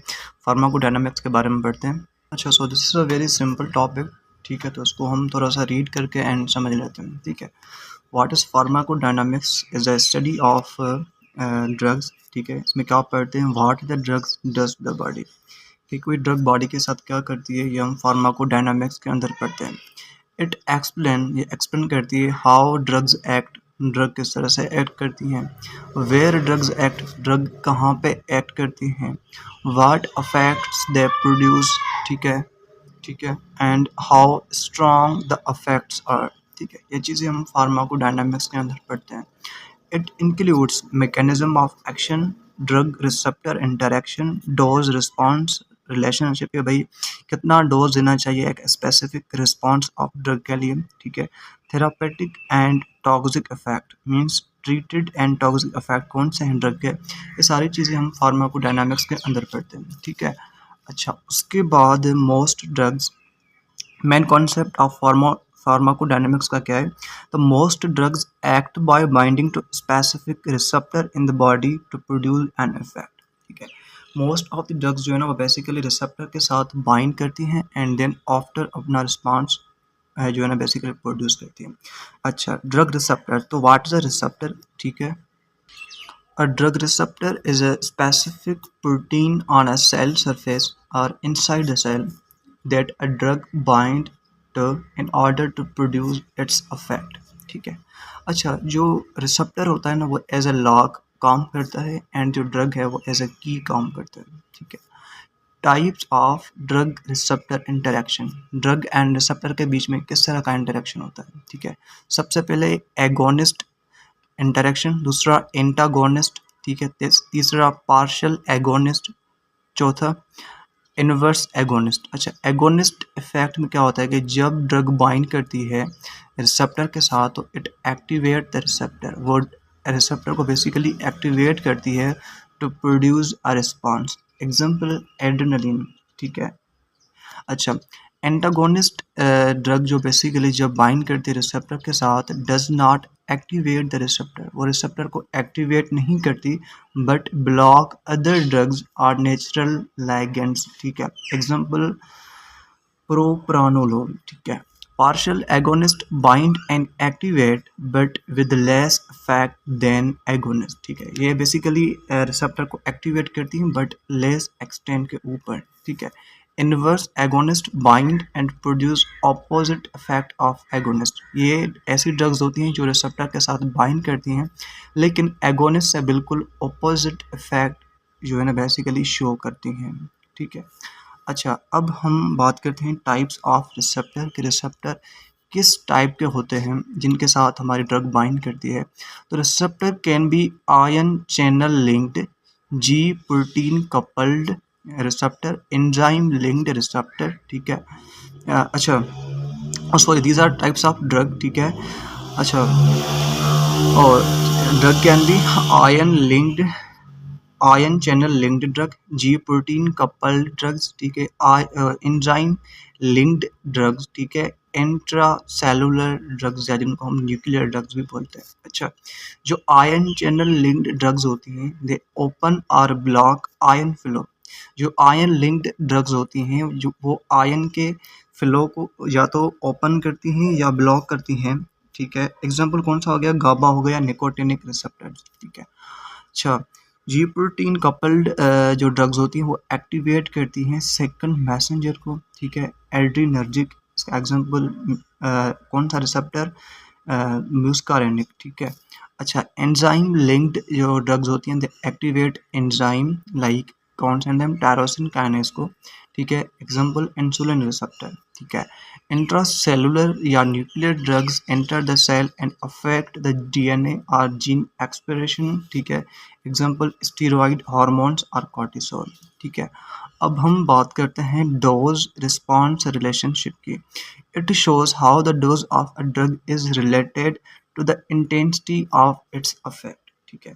अच्छा, जब हम डोज रिस्पॉन्स का आपस में कर्व बनाते हैं तो इसमें दो कर्व बनते हैं, एक ग्रेडेड डोज रिस्पॉन्स कर्व बनता है, दूसरा क्वांटल डोज रिस्पॉन्स कर्व बनता है। Graded dose response curve basically show करता है कि how much response increase with dose, कि हम डोज बढ़ाने से डोज बढ़ा रहे हैं तो कितना रिस्पॉन्स इंक्रीज हो रहा है। This is explained from graded dose response curve. दूसरा जो कर्व होता है that is quantal dose response curve, it shows how many peoples respond at a certain dose, उस स्पेसिफिक डोज के ऊपर कितने लोग बेसिकली रिस्पॉन्ड कर रहे हैं, ठीक है। अच्छा, उसके बाद drug receptor affect, adrenaline beta 1 receptor, ये बेसिकली ये क्या करता है, इंक्रीज करता है हार्ट रेट को, ठीक है। अच्छा, सल्बुटामोल बीटा 2 रिसेप्टर, ये लंग्स की ब्रोंकोडायलेशन करवाता है, ठीक है। प्रोप्रानोलोल बीटा ब्लॉकर, ये एंटागोनिस्ट है, ये हार्ट रेट को डिक्रीज करता है। मॉर्फिन ओपियोइड रिसेप्टर, ये पेन रिलीफ के तौर पे काम करता है। तो की पॉइंट्स क्या थे इस टॉपिक के, तो फार्माकोडायनामिक्स में हम क्या एक्सप्लेन करते हैं कि what drug does to the body, ठीक है। Drug receptor protein where drug binds, ठीक है। एगोनिस्ट बेसिकली क्या होता है कि जो एक्टिवेट करता है रिसेप्टर को, एंटागोनिस्ट ड्रग वो होती हैं जो बेसिकली ब्लॉक करती हैं रिसेप्टर को। एफिकेसी क्या होती है कि मैक्सिमम इफेक्ट ऑफ ड्रग, ठीक है। पोटेंसी क्या होता है, dose required for a particular effect, ठीक है। थेरापेटिक इंडेक्स क्या होती है, that is a safety of a drug, ठीक है। अच्छा, उसके बाद अभी जो हम नेक्स्ट टॉपिक पढ़ने लगे that is about factors which are modifying the drug action, ठीक है। वो कौन से फैक्टर्स हैं जो बेसिकली किसी ड्रग के एक्शन को मॉडिफाई कर सकते हैं, चेंज कर सकते हैं, ठीक है। अच्छा, हम पहले उसको थोड़ा सा समझ लेते हैं, then after we are returning to the written portion, ठीक है। तो फैक्टर्स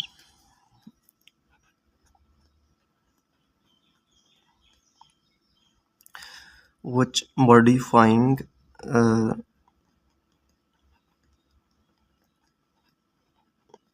ड्रग एक्शन, ठीक है। किसी भी ड्रग एक्शन को कौन से फैक्टर्स मॉडिफाई करते हैं, अब हम ये पढ़ने लगे, ठीक है। अच्छा, एक चीज़ आपने याद रखनी है कि जो ड्रग का एक्शन है ना, वो किसी भी ड्रग का एक्शन सेम पर्सन के लिए सेम नहीं होता, ठीक है। सेम पर्सन के लिए सेम नहीं होता बिकॉज देखिए, अगर कोई बंदा ऐसा है जो मतलब कि आई वुड से कि यंग है, ठीक है? एक बंदा है जो एल्डर है एंड एक बंदा मतलब बहुत बड़ा बेबी है, नियोनेट है, ठीक है? तो इन तीनों बंदों के अंदर सेम ड्रग का इफ़ेक्ट सेम नहीं होगा, डिफरेंट होगा, ठीक है?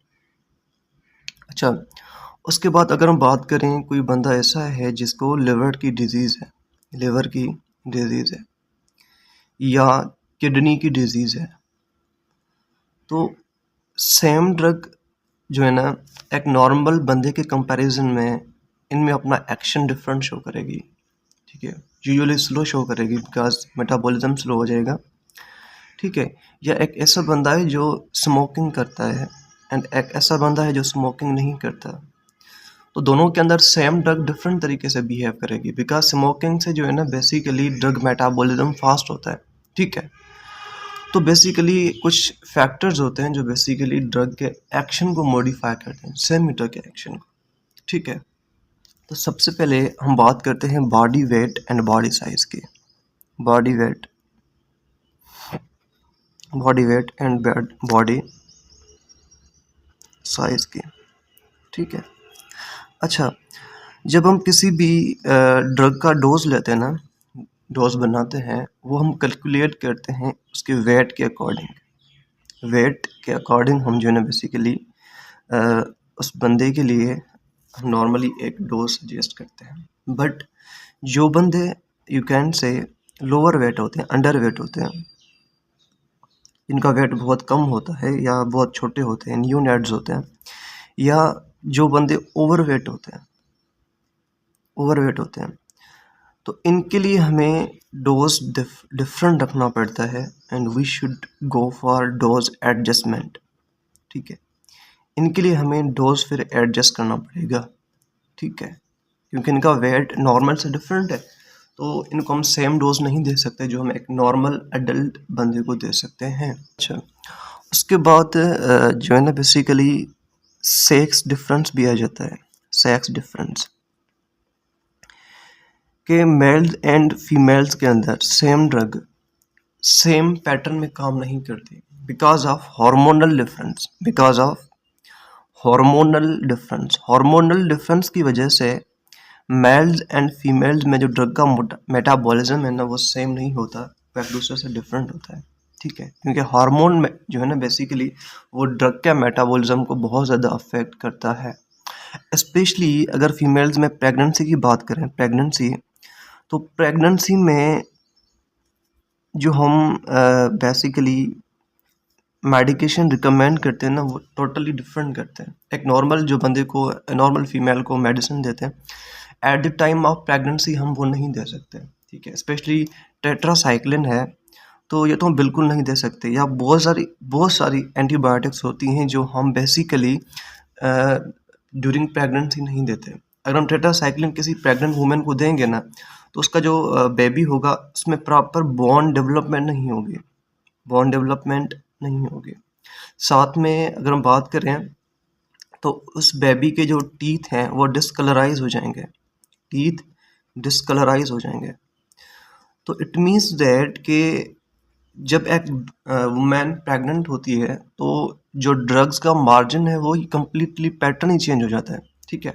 तो सेक्स डिफरेंस भी जो है वो बेसिकली मैटर करता है ड्रग एक्शन के लिए, ठीक है? अच्छा, उसके बाद कुछ जेनेटिक्स का रोल भी होता है। जेनेटिक्स अगर जेनेटिक्स बेसिकली फार्माकोलॉजी के अंदर अपना रोल प्ले करे, this is known as pharmacogenetics. इसको हम बोलते हैं फार्माकोजेनेटिक्स। कुछ बंदे ऐसे होते हैं जो नेचुरली उनके अंदर मेटाबॉलिज्म स्लो होता है, ठीक है? कुछ ऐसे बंदे होते हैं जिनके अंदर बेसिकली मेटाबॉलिज्म फास्ट होता है, ठीक है? तो इस वजह से जो है ना फिर ड्रग का एक्शन भी डिफरेंट होता है। अगर कोई ऐसा बंदा जिसके अंदर नेचुरली मेटाबॉलिज्म बहुत स्लो है, ठीक है? तो ऑब्वियसली उसके अंदर ड्रग का मेटाबॉलिज्म भी स्लो होगा, ठीक है? अगर कोई ऐसा बंदा जिसके अंदर नेचुरली मेटाबॉलिज्म बहुत फास्ट हो रहा है, ठीक है? तो ऑब्वियसली उस बंदे के अंदर ड्रग का मेटाबॉलिज्म भी बहुत फास्ट होगा। स्पेशली हम एक एग्जांपल कोट करते हैं एक आइसोनियाजिड मेडिसिन है, ठीक है, आइसोनियाजिड ड्रग है या मेडिसिन है। ये बेसिकली टीबी वाले पेशेंट्स को दी जाती है। किसको दी जाती है? टीबी वाले पेशेंट्स को दी जाती है, ये टीबी को ट्रीट करती है, ठीक है।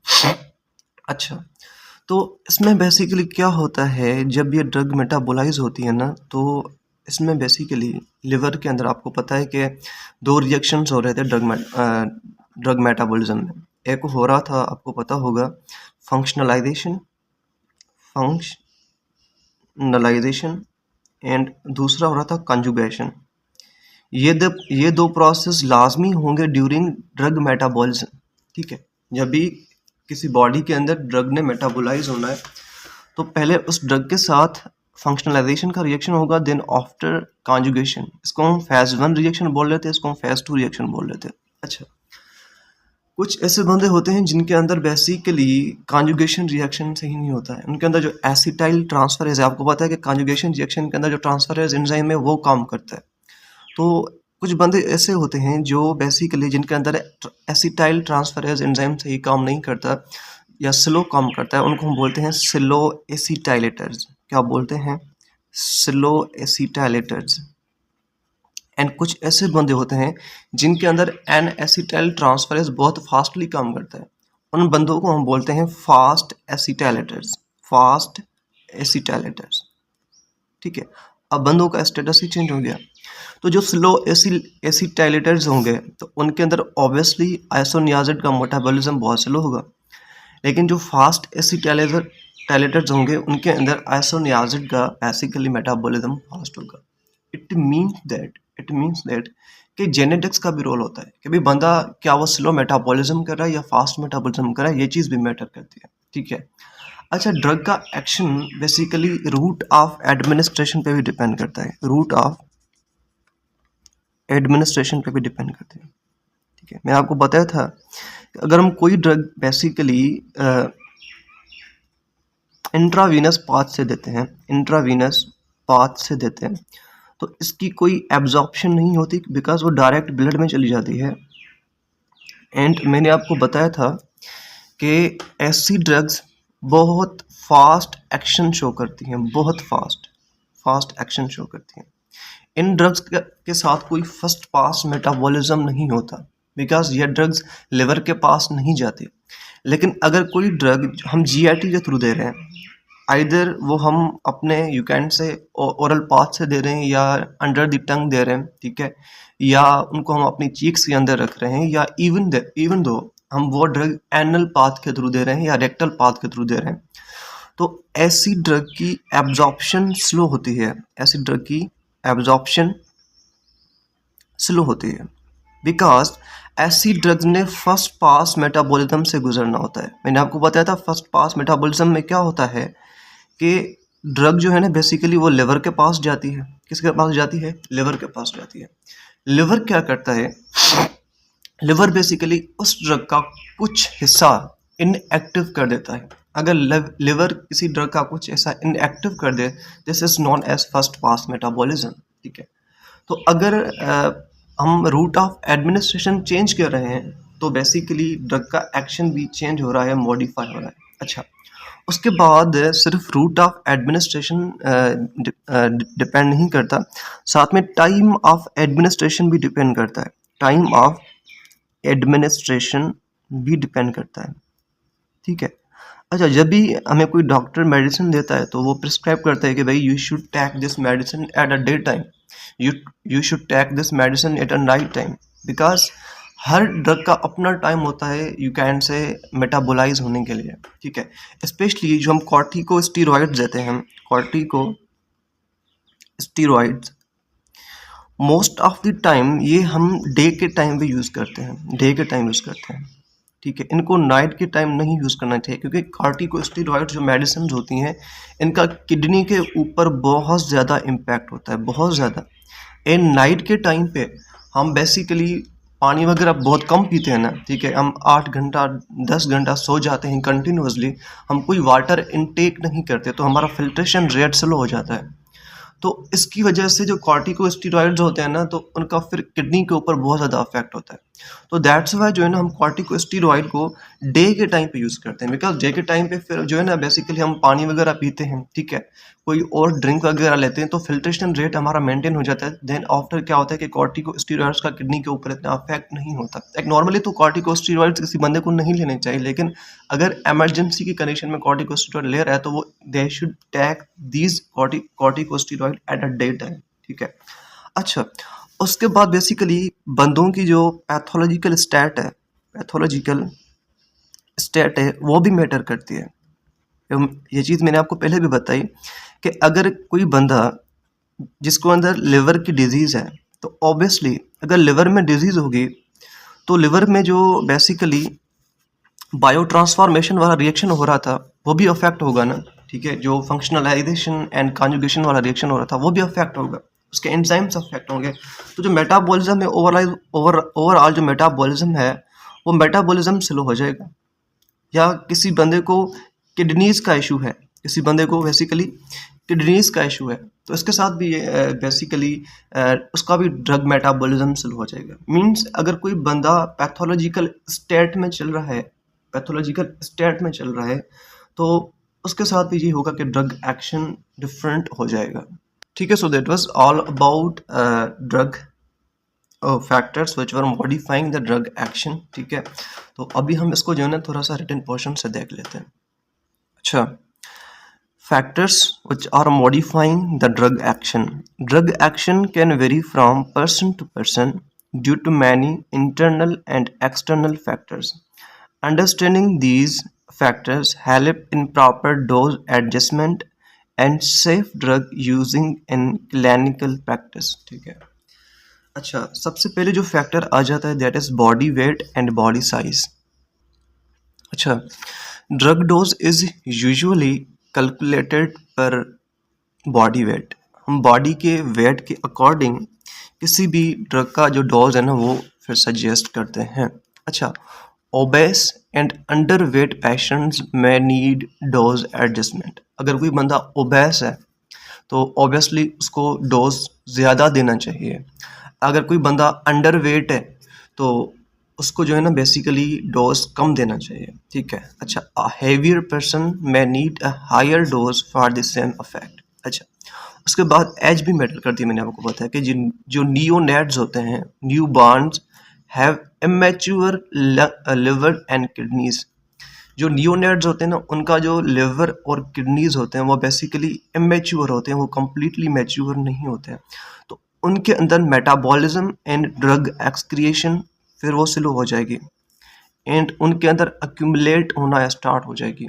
दैट्स वाई हमें इस हिसाब से उनको ड्रग देनी चाहिए। अच्छा, एल्डरली पीपल, जो बंदे बूढ़े हो जाते हैं, उनके अंदर किडनी एंड लिवर का फंक्शन कम हो जाता है तो ड्रग्स लास्ट लॉन्गर, फिर ड्रग्स उनकी बॉडी के अंदर बहुत ज़्यादा टाइम तक रहती है, ठीक है। अच्छा, बोथ एज ग्रुप्स कौन से, neonates and elderly people often need lower doses. इनको हमें लो डोज जो है ना बेसिकली देना चाहिए। सेक्स या जेंडर का डिफरेंस भी आता है, especially hormonal differences affect drug metabolism. Hormones का जो डिफरेंस होता है वो बेसिकली ड्रग मेटाबॉलिज्म को अफेक्ट करता है, especially pregnancy changes absorption, distribution and elimination of drugs. अच्छा, some drugs are contraindicated in pregnancy, especially tetracycline. ये ड्रग तो हम बिल्कुल भी नहीं दे सकते ड्यूरिंग प्रेगनेंसी, ठीक है। अच्छा, मैंने आपको बताया कि जेनेटिक्स का भी रोल होता है ड्रग एक्शन के अंदर। तो अगर जेनेटिक्स अपना रोल प्ले करे in a pharmacology that is known as pharmacogenetics, ठीक है। Some peoples are slow or fast metabolizers due to genetic variation in liver enzyme cytochrome P450 which were acting in functionalization reaction, ठीक है। तो कुछ बंदे ऐसे होते हैं जो स्लो मेटाबोलाइजर्स होते हैं, इन कुछ बंदे ऐसे होते हैं जो फास्ट मेटाबोलाइजर्स होते हैं, ठीक है। एग्जाम्पल कोट करते हैं आइसोनियाजिड का मेटाबॉलिज्म। मैंने आपको बताया कि आइसोनियाजिड ऐसी ड्रग है जो बेसिकली टीबी के पेशेंट्स को दी जाती है। इसका मेटाबॉलिज्म वेरी करता है based on acetylator status, either वो दे आर स्लो एसिटाइलेटर और फास्ट एसिटाइलेटर। स्लो एसिटाइलेटर वो होंगे जिनमें N acetyl transferase N acetyl transferase अपना काम स्लो करेगा, ठीक है। अगर एन एसिटाइल ट्रांसफरेज अपना काम स्लो कर रहा है तो these are slow एसिटाइलेटर्स।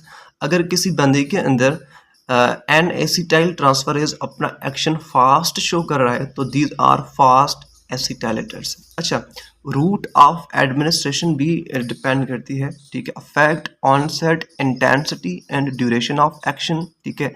Intravenous path से रैपिड अफेक्ट आता है, ओरल से स्लो ऑनसेट स्लो इफेक्ट आता है, ठीक है, because they undergo first pass metabolism in liver. मैंने आपको बताया कि फर्स्ट पास मेटाबॉलिज्म वाला प्रोसेस लिवर में होता है, स्पेशली लंग्स के अंदर भी हो सकता है, स्टमक के अंदर भी हो सकता है, गट वाल के अंदर भी हो सकता है, but major proportion of first pass metabolism is happening in liver, ठीक है।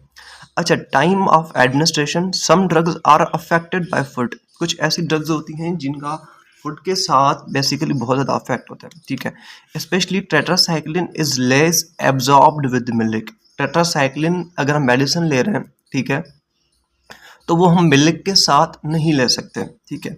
सार्केडियन रिदम में इन्फ्लुएंस एक्शन, सार्केडियन रिदम का भी बेसिकली ड्रग एक्शन के ऊपर इफेक्ट होता है। Specially corticosteroids are more effective in the morning, ठीक है। मॉर्निंग टाइम पे, डे टाइम पे कॉर्टिकोस्टेरॉइड्स आर मोर इफेक्टिव, ठीक है।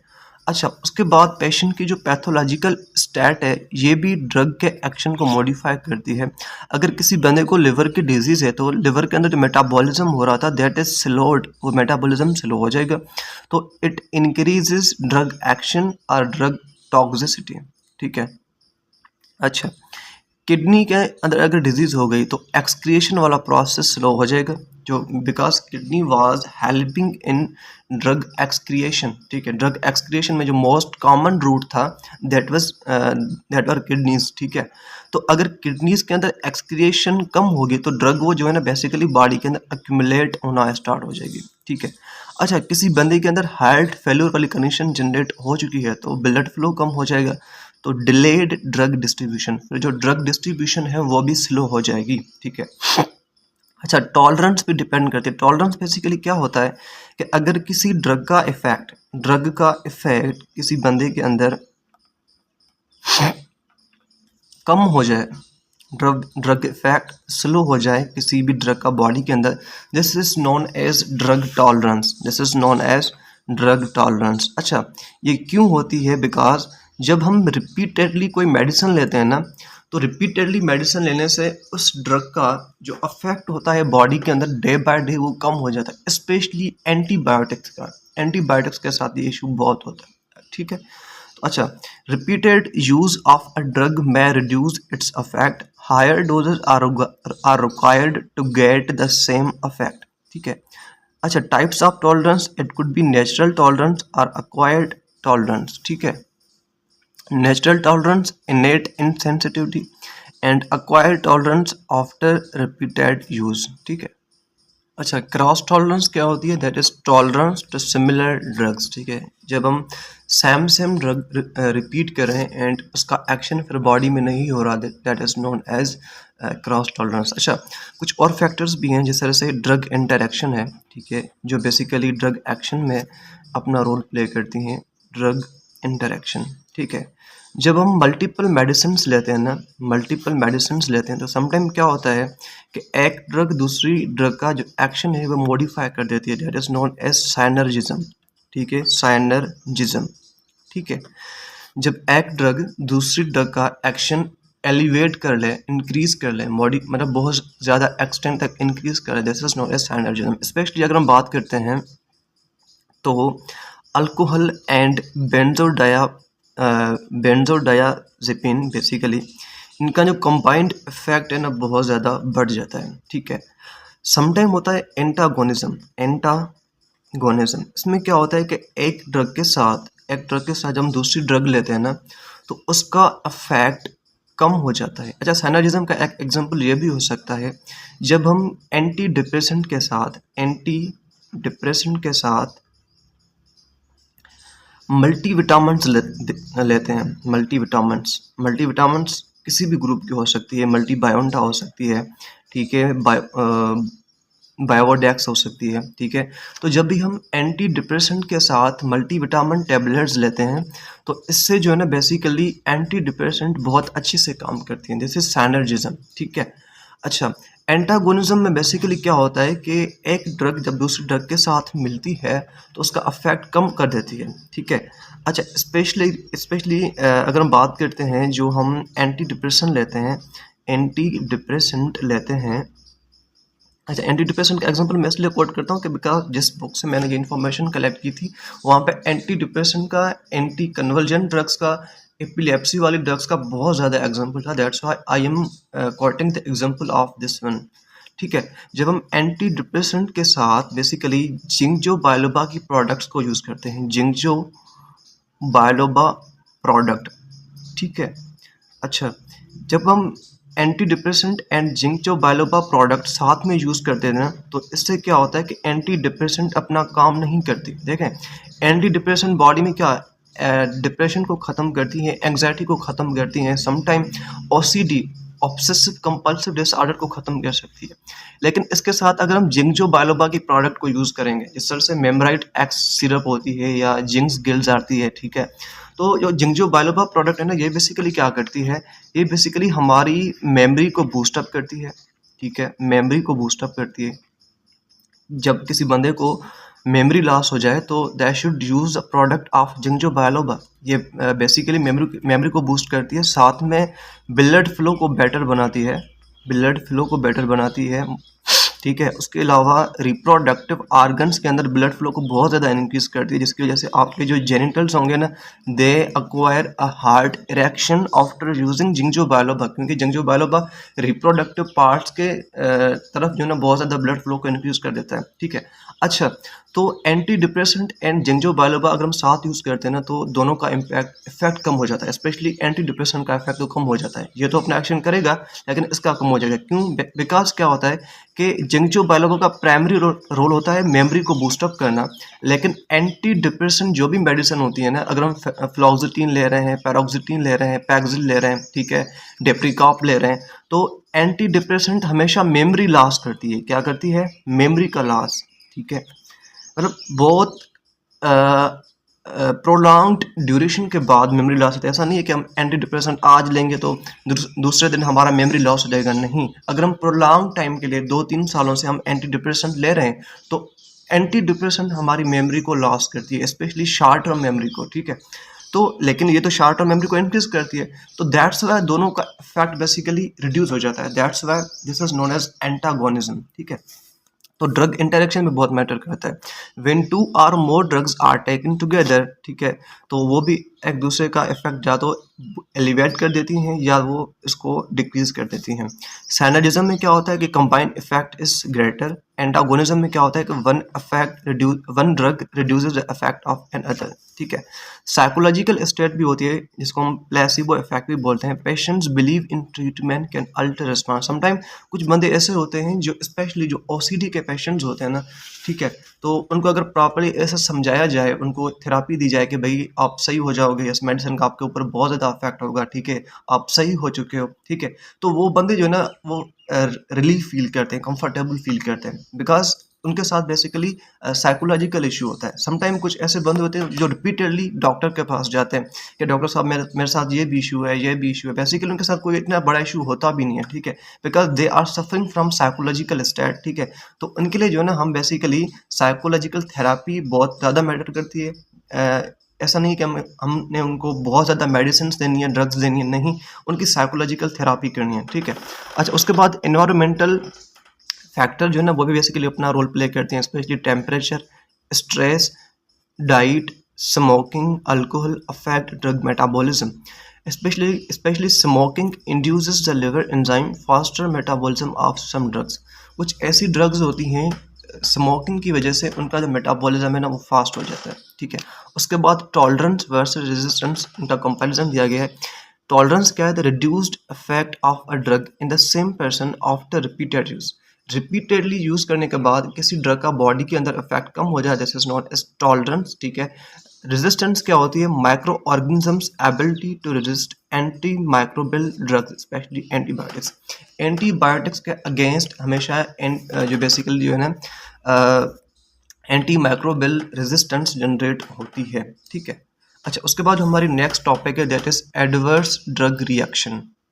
अच्छा, एडवर्स ड्रग रिएक्शंस क्या होते हैं, ठीक है, पहले हम इसको समझ लेते हैं, देन आफ्टर अपने रिटन पोर्शन की तरफ आते हैं, ठीक है। सो एडवर्स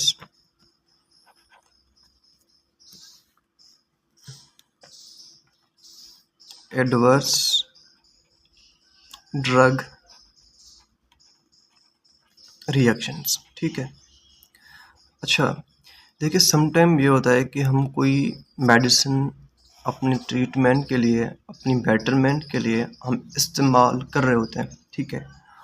बट उस मेडिसिन और उस ड्रग को इस्तेमाल करने के बाद भी हमें जो है ना बेसिकली कोई नेगेटिव साइड इफ़ेक्ट होते हैं, कुछ हार्मफुल इफ़ेक्ट होते हैं बॉडी में,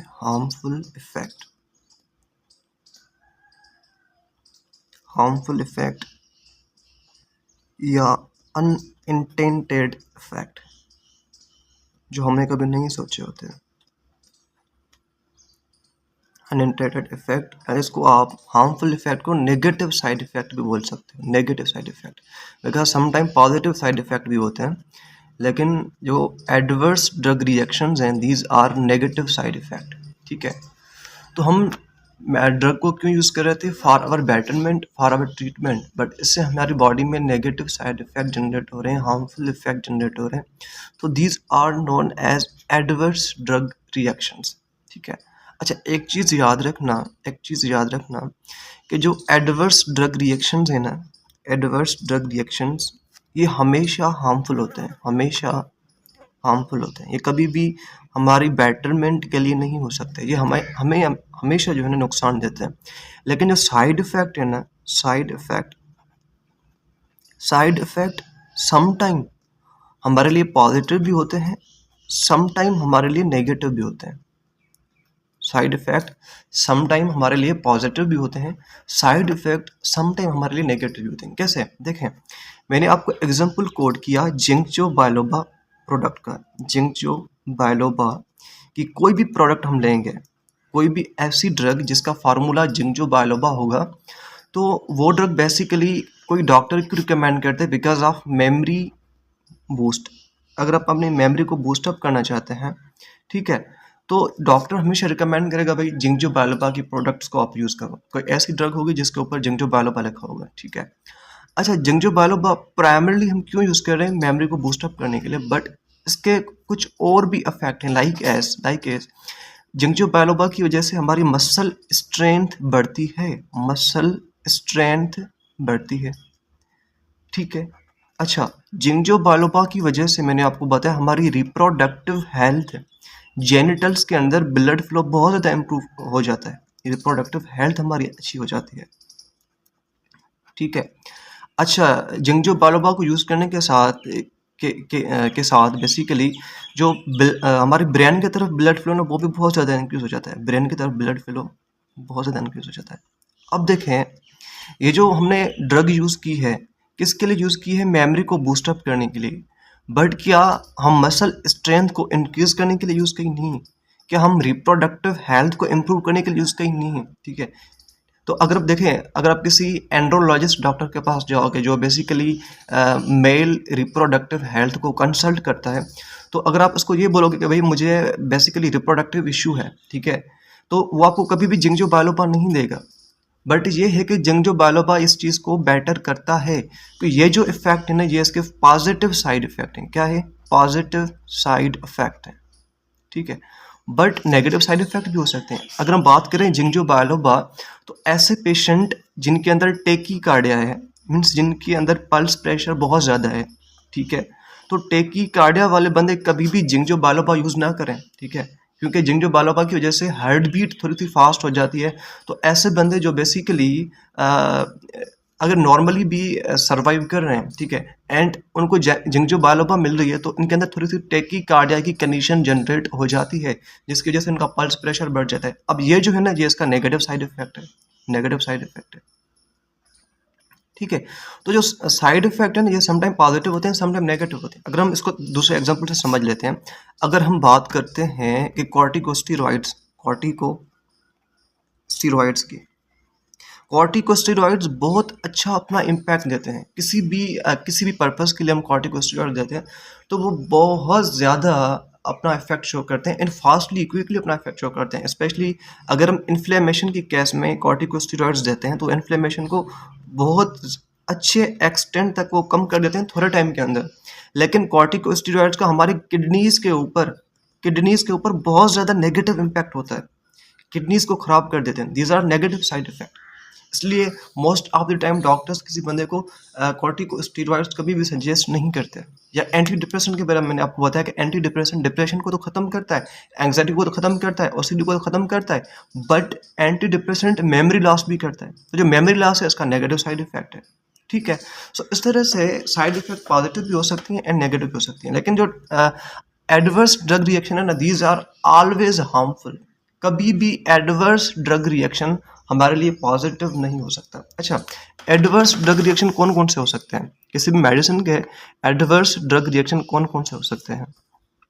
सम नंबर वन इज ऑगमेंटेड। ये जो एडवर्स ड्रग रिएक्शंस होते हैं ना, नेगेटिव साइड इफेक्ट होते हैं, ये बेसिकली डोज डिपेंडेंट की वजह से होते हैं। मीन्स अगर हम कोई ऐसी मेडिसिन है, कोई ऐसी ड्रग है जो डोज डिपेंडेंट है, इसका हमें प्रॉपर डोज लेना चाहिए, लेकिन या तो हम इसका डोज बहुत कम ले रहे हैं या तो इसका हम डोज बहुत ज़्यादा ले रहे हैं। तो इससे जो है ना बेसिकली क्या होता है कि हमें बॉडी में नेगेटिव इम्पैक्ट आना स्टार्ट होते हैं। स्पेशली अगर हम बात करें वरफारिन ड्रग की, तो ये बेसिकली एंटी कोआगुलेंट है। अगर हम इसका डोज बहुत कम कर देते हैं, ठीक है, इसका डोज बहुत कम कर देते हैं, तो इससे हमें ब्लीडिंग हो सकती है। क्या हो सकती है? ब्लीडिंग हो सकती है। This is adverse drug reaction. हम वारफारिन क्यों ले रहे हैं? कि भाई हमारा जो है ना एंटी कोआगुलेंट वाला प्रोसेस अच्छा हो जाए, ठीक है, बेसिकली ब्लड कोआगुलेट होना स्टार्ट हो जाए। स्पेशली किसी को अगर कोई जख्म हो गया, ठीक है, कोई एक्सीडेंट वगैरह हो गया, तो अगर हम इसका डोज कम कर लेंगे ना तो हमें फिर ब्लीडिंग हो जाएगी। तो कुछ एडवर्स ड्रग रिएक्शन ऐसे भी होते हैं कि हम उस ड्रग का प्रॉपर डोज नहीं लेते। अच्छा, कुछ ऐसे भी होते हैं जिनको हम बोलते हैं बिजारे एडवर्स ड्रग रिएक्शन। ये बेसिकली डोज डिपेंडेंट नहीं होते।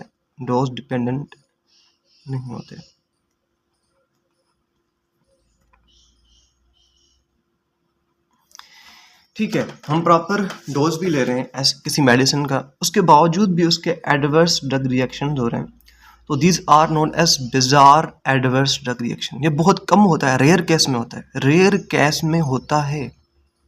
मीन्स हम अपनी डोज जो है ना डोज प्रॉपर भी ले रहे हैं, उसके बावजूद भी बेसिकली हमारी बॉडी में नेगेटिव इम्पैक्ट आ रहे हैं, नेगेटिव साइड इफेक्ट जनरेट हो रहे हैं, एडवर्स ड्रग रिएक्शन हो रहे हैं। These are known as bizarre. ठीक है, ये बहुत कम कंडीशन में होता है, लेकिन अगर होता है तो ये बहुत सीरियस होता है। ठीक है। अच्छा, अगर हम बात करें तो पेनिसिलिन यूज़ करने के साथ समटाइम एनाफाइलैक्सिस वाली कंडीशन जनरेट होती है। समटाइम, बहुत रेयरली बट होती है। एनाफाइलैक्सिस बहुत ज़्यादा लाइफ थ्रेटनिंग स्टेट होती है, जिसमें हाइपर एलर्जिक रिएक्शन होता है। ठीक है, बहुत ज़्यादा बॉडी में एलर्जी हो जाती है एंड बंदा डेथ तक चला जाता है। ठीक है। अच्छा, कुछ ऐसे एडवर्स ड्रग रिएक्शन होते हैं जो क्रोनिक होते हैं। मीन्स अगर हम किसी ड्रग को बहुत ज़्यादा टाइम के साथ यूज़ कर रहे हैं, ठीक है, आफ्टर अ प्रोलॉन्ग्ड यूज़, ठीक है, तो इससे जो है ना बेसिकली जो ड्रग रिएक्शंस होते हैं, एडवर्स ड्रग रिएक्शंस होते हैं, these are called as chronic adverse drug reaction. Specially अगर हम बात करते हैं कॉर्टिकोस्टेरॉइड्स की, अगर हम इसको प्रोलॉन्ग टाइम के लिए यूज़ करेंगे तो हमारा किडनीज़ के अंदर इशू हो जाएगा। So these are chronic adverse drug reaction. ठीक है। अच्छा, कुछ ऐसे एडवर्स ड्रग रिएक्शन होते हैं, दीज आर डिलेड। ठीक है, हमें पहले पता नहीं चलते, लेटर ऑन लाइफ में हमें पता चलते हैं, एक्सपीरियंस होते हैं। स्पेशली अगर हम कीमोथेरापी कराते हैं, कीमोथेरापी कराते हैं फॉर कैंसर, अच्छा कीमोथेरापी करा रहे हैं कैंसर, लेकिन समटाइम ऐसा होता है कि इससे कैंसर बढ़ भी जाती है, ठीक है। So these are delayed you can say adverse drug reaction. या समटाइम हम क्या करते हैं, विथड्रॉल एडवर्स ड्रग रिएक्शन हमें महसूस होते हैं। मीन्स ये वो एडवर्स ड्रग रिएक्शन है जो हमें कब नज़र आते हैं, जब हम किसी भी ड्रग को स्टॉप कर देते हैं, किसी भी ड्रग को छोड़ देते हैं, उसका प्रॉपर डोज नहीं लेते। तो इससे जो है ना हमारी बॉडी में उसके नेगेटिव साइड इफेक्ट जनरेट होते हैं। स्पेशली जो एंटी कन्वर्जन ड्रग्स हैं ना, एंटी कन्वर्जन ड्रग, इनको बेसिकली प्रॉपर डोजेज के लिए, प्रॉपर ड्यूरेशन के लिए यूज़ करना चाहिए। क्योंकि एंटी कन्वर्जन ड्रग जो होती है ना, वो कम से कम 2 से 3 साल लेती हैं अपना प्रॉपर एक्शन शो करने के लिए। अगर कोई ऐसा बंदा है जो एंटी कन्वर्जन ड्रग्स को यू कैन से 1 मंथ के लिए, 2 मंथ के लिए यूज़ कर रहा है, तो जो ना basically this is not a you can से फेयर मेडिकल ट्रीटमेंट, ठीक है। तो उसकी बॉडी में नेगेटिव इम्पैक्ट जनरेट हो जाएंगे। तो बेसिकली हमें ड्रग को ना प्रॉपर यूज़ करना चाहिए। स्पेशली अगर हम बात करते हैं एंटी डिप्रेसेंट जो भी टैबलेट्स होती हैं, वो एटलीस्ट 6 मंथ लेती हैं अपना एक्शन शो करने में। अगर कोई ऐसा बंदा है जिसको मूड हुआ कि भाई उन्होंने एंटी डिप्रेशन ले ली 1 हफ्ते के लिए, 2 हफ्ते के लिए, ठीक है, एंड उसके बाद उसने छोड़ दी, तो एंटी डिप्रेसेंट का जो इम्पैक्ट है ना, जो उसके जो मतलब के सिम्टम्स है, वो फिर रीअपीयर होना स्टार्ट हो जाएंगे, ठीक है। तो इस वजह से हमें किसी भी मेडिसिन को विथड्रॉल नहीं करना चाहिए, इसका प्रॉपर डोज लेना चाहिए। अच्छा, फाउंडेशन मॉडल के सिलेबस का this is 12th topic, adverse drug reactions, ठीक है। तो adverse drug reaction is any harmful or unintended effect of a drug that occurs at a normal doses used for treatment, diagnosis or prevention. All side effects are not adverse drug reactions, but all the adverse drug reactions are harmful, जिसमें मैंने आपको समझा दिया, ठीक है। अच्छा, अब हम बात करते हैं कि एडवर्स ड्रग रिएक्शन कौन कौन से हो सकते हैं। ऑगमेंटेड हो सकते हैं, जो बेसिकली डोज डिपेंडेंट है, ठीक है। जैसे मैंने आपको बताया कि वारफारिन के साथ ब्लीडिंग हो सकती है। बिजार एडवर्स ड्रग रिएक्शन हो सकते हैं जो डोज रिलेटेड नहीं होते, बट ये रेयर होते हैं बट सीरियस होते हैं। जिस तरह से मैंने आपको बताया एनाफाइलैक्सिस हो सकती है पेनिसिलिन के साथ। क्रॉनिक एडवर्स ड्रग रिएक्शन हो सकते हैं आफ्टर प्रोलॉन्ग्ड यूज़। जिस तरह से मैंने आपको बताया कि एड्रिनल सप्रेशन हो सकती है, एड्रिनल ग्लैंड जो किडनी के ऊपर होता है, सुप्रारेनल ग्लैंड, इसकी सप्रेशन हो सकती है बाय यूजिंग स्टीरॉयड्स मेडिसिन, ठीक है। अच्छा, कैंसर फ्रॉम कीमोथेरापी, अगर हम कीमोथेरापी बहुत ज़्यादा टाइम के लिए करा रहे हैं तो इससे कैंसर हो सकती है। अगर हम किसी ड्रग को जो ना बेसिकली विथड्रॉ कर देते हैं, इसके जो सिम्टम्स हैं वो रीअपीयर होना स्टार्ट हो जाते हैं, ठीक है। इसका एग्जांपल क्या है, सीवियर्स रिपीटेडली हमें हो सकते हैं आफ्टर स्टॉपिंग बेंजोडायाज़ेपिन, ठीक है। ये बेसिकली एंटी कन्वर्जन ड्रग है, ठीक है। अच्छा, उसके बाद फेलियर ऑफ थेरापी, अगर हम बेसिकली कोई ड्रग है वो हम प्रॉपर टाइम तक नहीं लेते तो एंटीबायोटिक रेजिस्टेंस हमें हो सकती है, ठीक है। अब हम एग्जांपल लेते हैं एडवर्स, पढ़ते हैं एडवर्स ड्रग रिएक्शन के। जिस तरह से मैंने आपको बताया कि पेनिसिलिन के साथ हमें एनाफाइलैक्सिस हो सकती है, एस्प्रिन के साथ गैस्ट्रिक ब्लीडिंग हो सकती है, ठीक है। अमाइनो ग्लाइकोसाइड्स के साथ हियरिंग लॉस हो सकता है, क्लोजापिन के साथ एग्रेनुलोसाइटोसिस हो सकती है, जो हमारे एग्रेनुलोसाइट वाइट ब्लड सेल्स होते हैं उनको डैमेज हो सकता है क्लोजापिन के साथ। This is also any conversion drug, ठीक है। स्टीरॉयड्स के साथ कशिंग सिंड्रोम हो सकता है, ऑस्टियोपोरोसिस हो सकती है, ठीक है। थैलिडोमाइड के साथ बर्थ डिफेक्ट होते हैं, स्पेशली स्पाइना बाइफिडा हो सकता है, न्यूरल ट्यूब डिफेक्ट हो सकता है, ठीक है। राइफॉम्पिसिन के साथ बेसिकली हेपाटोटॉक्सिसिटी हो सकती है, मीन्स लिवर के अंदर इन्फ्लेमेशन हो सकती है। अच्छा, अब हम बात करते हैं risk of adverse drug reaction, ठीक है। एज की वजह से भी हो सकते हैं, ठीक है, या पॉलीफार्मेसी मीन्स मैनी ड्रग्स को हम ले रहे हैं एट द सेम टाइम, ठीक है। लिवर और किडनी डिजीज की वजह से हो सकते हैं, history of allergy, genetic pre deposition की वजह से हो सकते हैं। अच्छा, एडवर्स ड्रग रिएक्शन को किस तरह से प्रिवेंट कर सकते हैं, use correct dose and route, detail drug history हमें पता होनी चाहिए। मॉनिटर लिवर और किडनी फंक्शन, किसी भी ड्रग देने से पहले हमें लिवर और किडनी का जो फंक्शन है उसके बारे में कंप्लीट इन्फॉर्मेशन होनी चाहिए, क्या वो प्रॉपर काम करे नहीं कर रहे। Educate the patient about warning science, कि भाई कौन से सिम्टम्स हो सकते हैं हमारी बॉडी, आपकी बॉडी में आफ्टर यूजिंग दिस ड्रग, ठीक है। तो हमें पेशेंट्स को उस चीज़ के बारे में इन्फॉर्म करना चाहिए। Avoid polypharmacy, at same time के ऊपर हमें पॉलीफार्मेसी मीन्स मतलब बहुत ज़्यादा ड्रग्स को यूज़ नहीं करना चाहिए। Be aware of drug interaction, drug interaction के बारे में पता होना चाहिए कि भाई ये ड्रग एक दूसरे को एंटागोनिस्टिक बिहेव करेंगी, एक दूसरे के साथ साइनर्जिस्टिक बिहेव करेंगी, तो ये भी हमें पता होना चाहिए, ठीक है। उसके बाद हमारी नेक्स्ट टॉपिक है that is a teratogenic medicine, ठीक है। This is the last topic of foundation module pharmacology. अच्छा, टेराटोजेनिक मेडिसिन्स क्या होती हैं? बेसिकली ये वो ड्रग्स होती हैं जो हम ड्यूरिंग प्रेगनेंसी लेते हैं एंड वो हमारी बॉडी में जो है ना बर्थ डिफेक्ट्स को कॉज करती हैं, ठीक है, हमारे नॉर्मल डेवलपमेंट होने नहीं देती। These are known as teratogenic drugs, ठीक है। This is so simple topic, इसको हम पढ़ भी लेते हैं, साथ में समझ भी लेते हैं, ठीक है। अच्छा, teratogenic Teratogenic drugs are those that cause birth defect or abnormal development in a fetus when taken by the mother during pregnancy। कुछ ऐसी मेडिसिन जो बेसिकली मदर ड्यूरिंग प्रेगनेंसी लेती है एंड से जो है ना उसकी बॉडी में नेगेटिव इम्पैक्ट होना स्टार्ट होते हैं, लाइक एज उसके बर्थ डिफेक्ट, बेबी के अंदर स्पाइना बाइफिडा हो रहा है या उसके लिम्स की या बोन्स की प्रॉपर डेवलपमेंट नहीं हो रही। So these are birth defect which can be occur due to teratogenic medicine or drugs.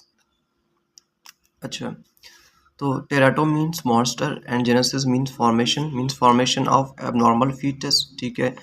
The fetus is most sensitive to teratogens during first trimester. First trimester के अंदर जो basically 3rd से 8th week तक होता है, that is a period of organogenesis. इस period के अंदर अगर हम कोई ड्रग लेते हैं तो इससे जो है ना बेबी को बहुत ज़्यादा डैमेज हो सकता है। टेराटोजेनिक इफेक्ट कौन से हो सकते हैं? फिजिकल डिफॉर्मिटी हो सकती है, मेंटल रिटार्डेशन हो सकती है, ग्रोथ रिटार्डेशन हो सकती है, ठीक है। अच्छा, अगर हम बात करते हैं, अगर कोई फीमेल ऐसी है जो अल्कोहल को इंटेक करती है तो उसके जो बच्चे होंगे ना तो उनमें आईक्यू लेवल उनकी बहुत कम होगी, वो इतने समझदार नहीं होंगे, ठीक है। या यू कैन से उनमें जो रीजनिंग एबिलिटी होगी वो बहुत कम होगी, ठीक है। या हम ऐसे बोल सकते हैं, अगर कोई फीमेल है जो फर्स्ट ट्राइमेस्टर ऑफ प्रेगनेंसी में बहुत ज़्यादा कोल्ड ड्रिंक्स को इंटेक करती है। आपको पता है कि कोल्ड ड्रिंक के अंदर क्या होती है? अल्कोहल ही होती है ना, अल्कोहल होती है एंड लिक्विड शुगर होती है। तो स्पेशली जो females basically during pregnancy cold drinks बहुत ज़्यादा पीती हैं, तो इनके जो बच्चे होते हैं ना तो वो आगे जाके सही से बोल नहीं पाते, आगे जाके किसी वर्ड को प्रॉपर प्रोनाउंस नहीं करते, ठीक है।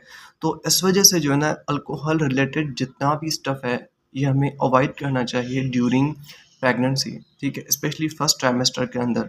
या कुछ ऐसी यू कैन से सिरप होती हैं जिनके अंदर अल्कोहल कंटेंट शामिल होता है, लाइक जो कफिन की सिरप होती है इनके अंदर अल्कोहल का कंटेंट बहुत ज़्यादा होता है, तो एट दैट टाइम हमें वो ड्रग्स नहीं लेनी चाहिए, ठीक है।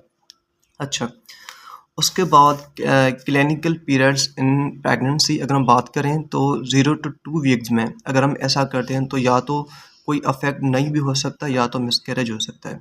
लेकिन जो 3 to 8 week of human development है इसमें high risk of major birth defect means initial days में बहुत ज़्यादा 3rd to 8th वीक के अंदर बहुत ज़्यादा चांसेस होते हैं बर्थ डिफेक्ट के।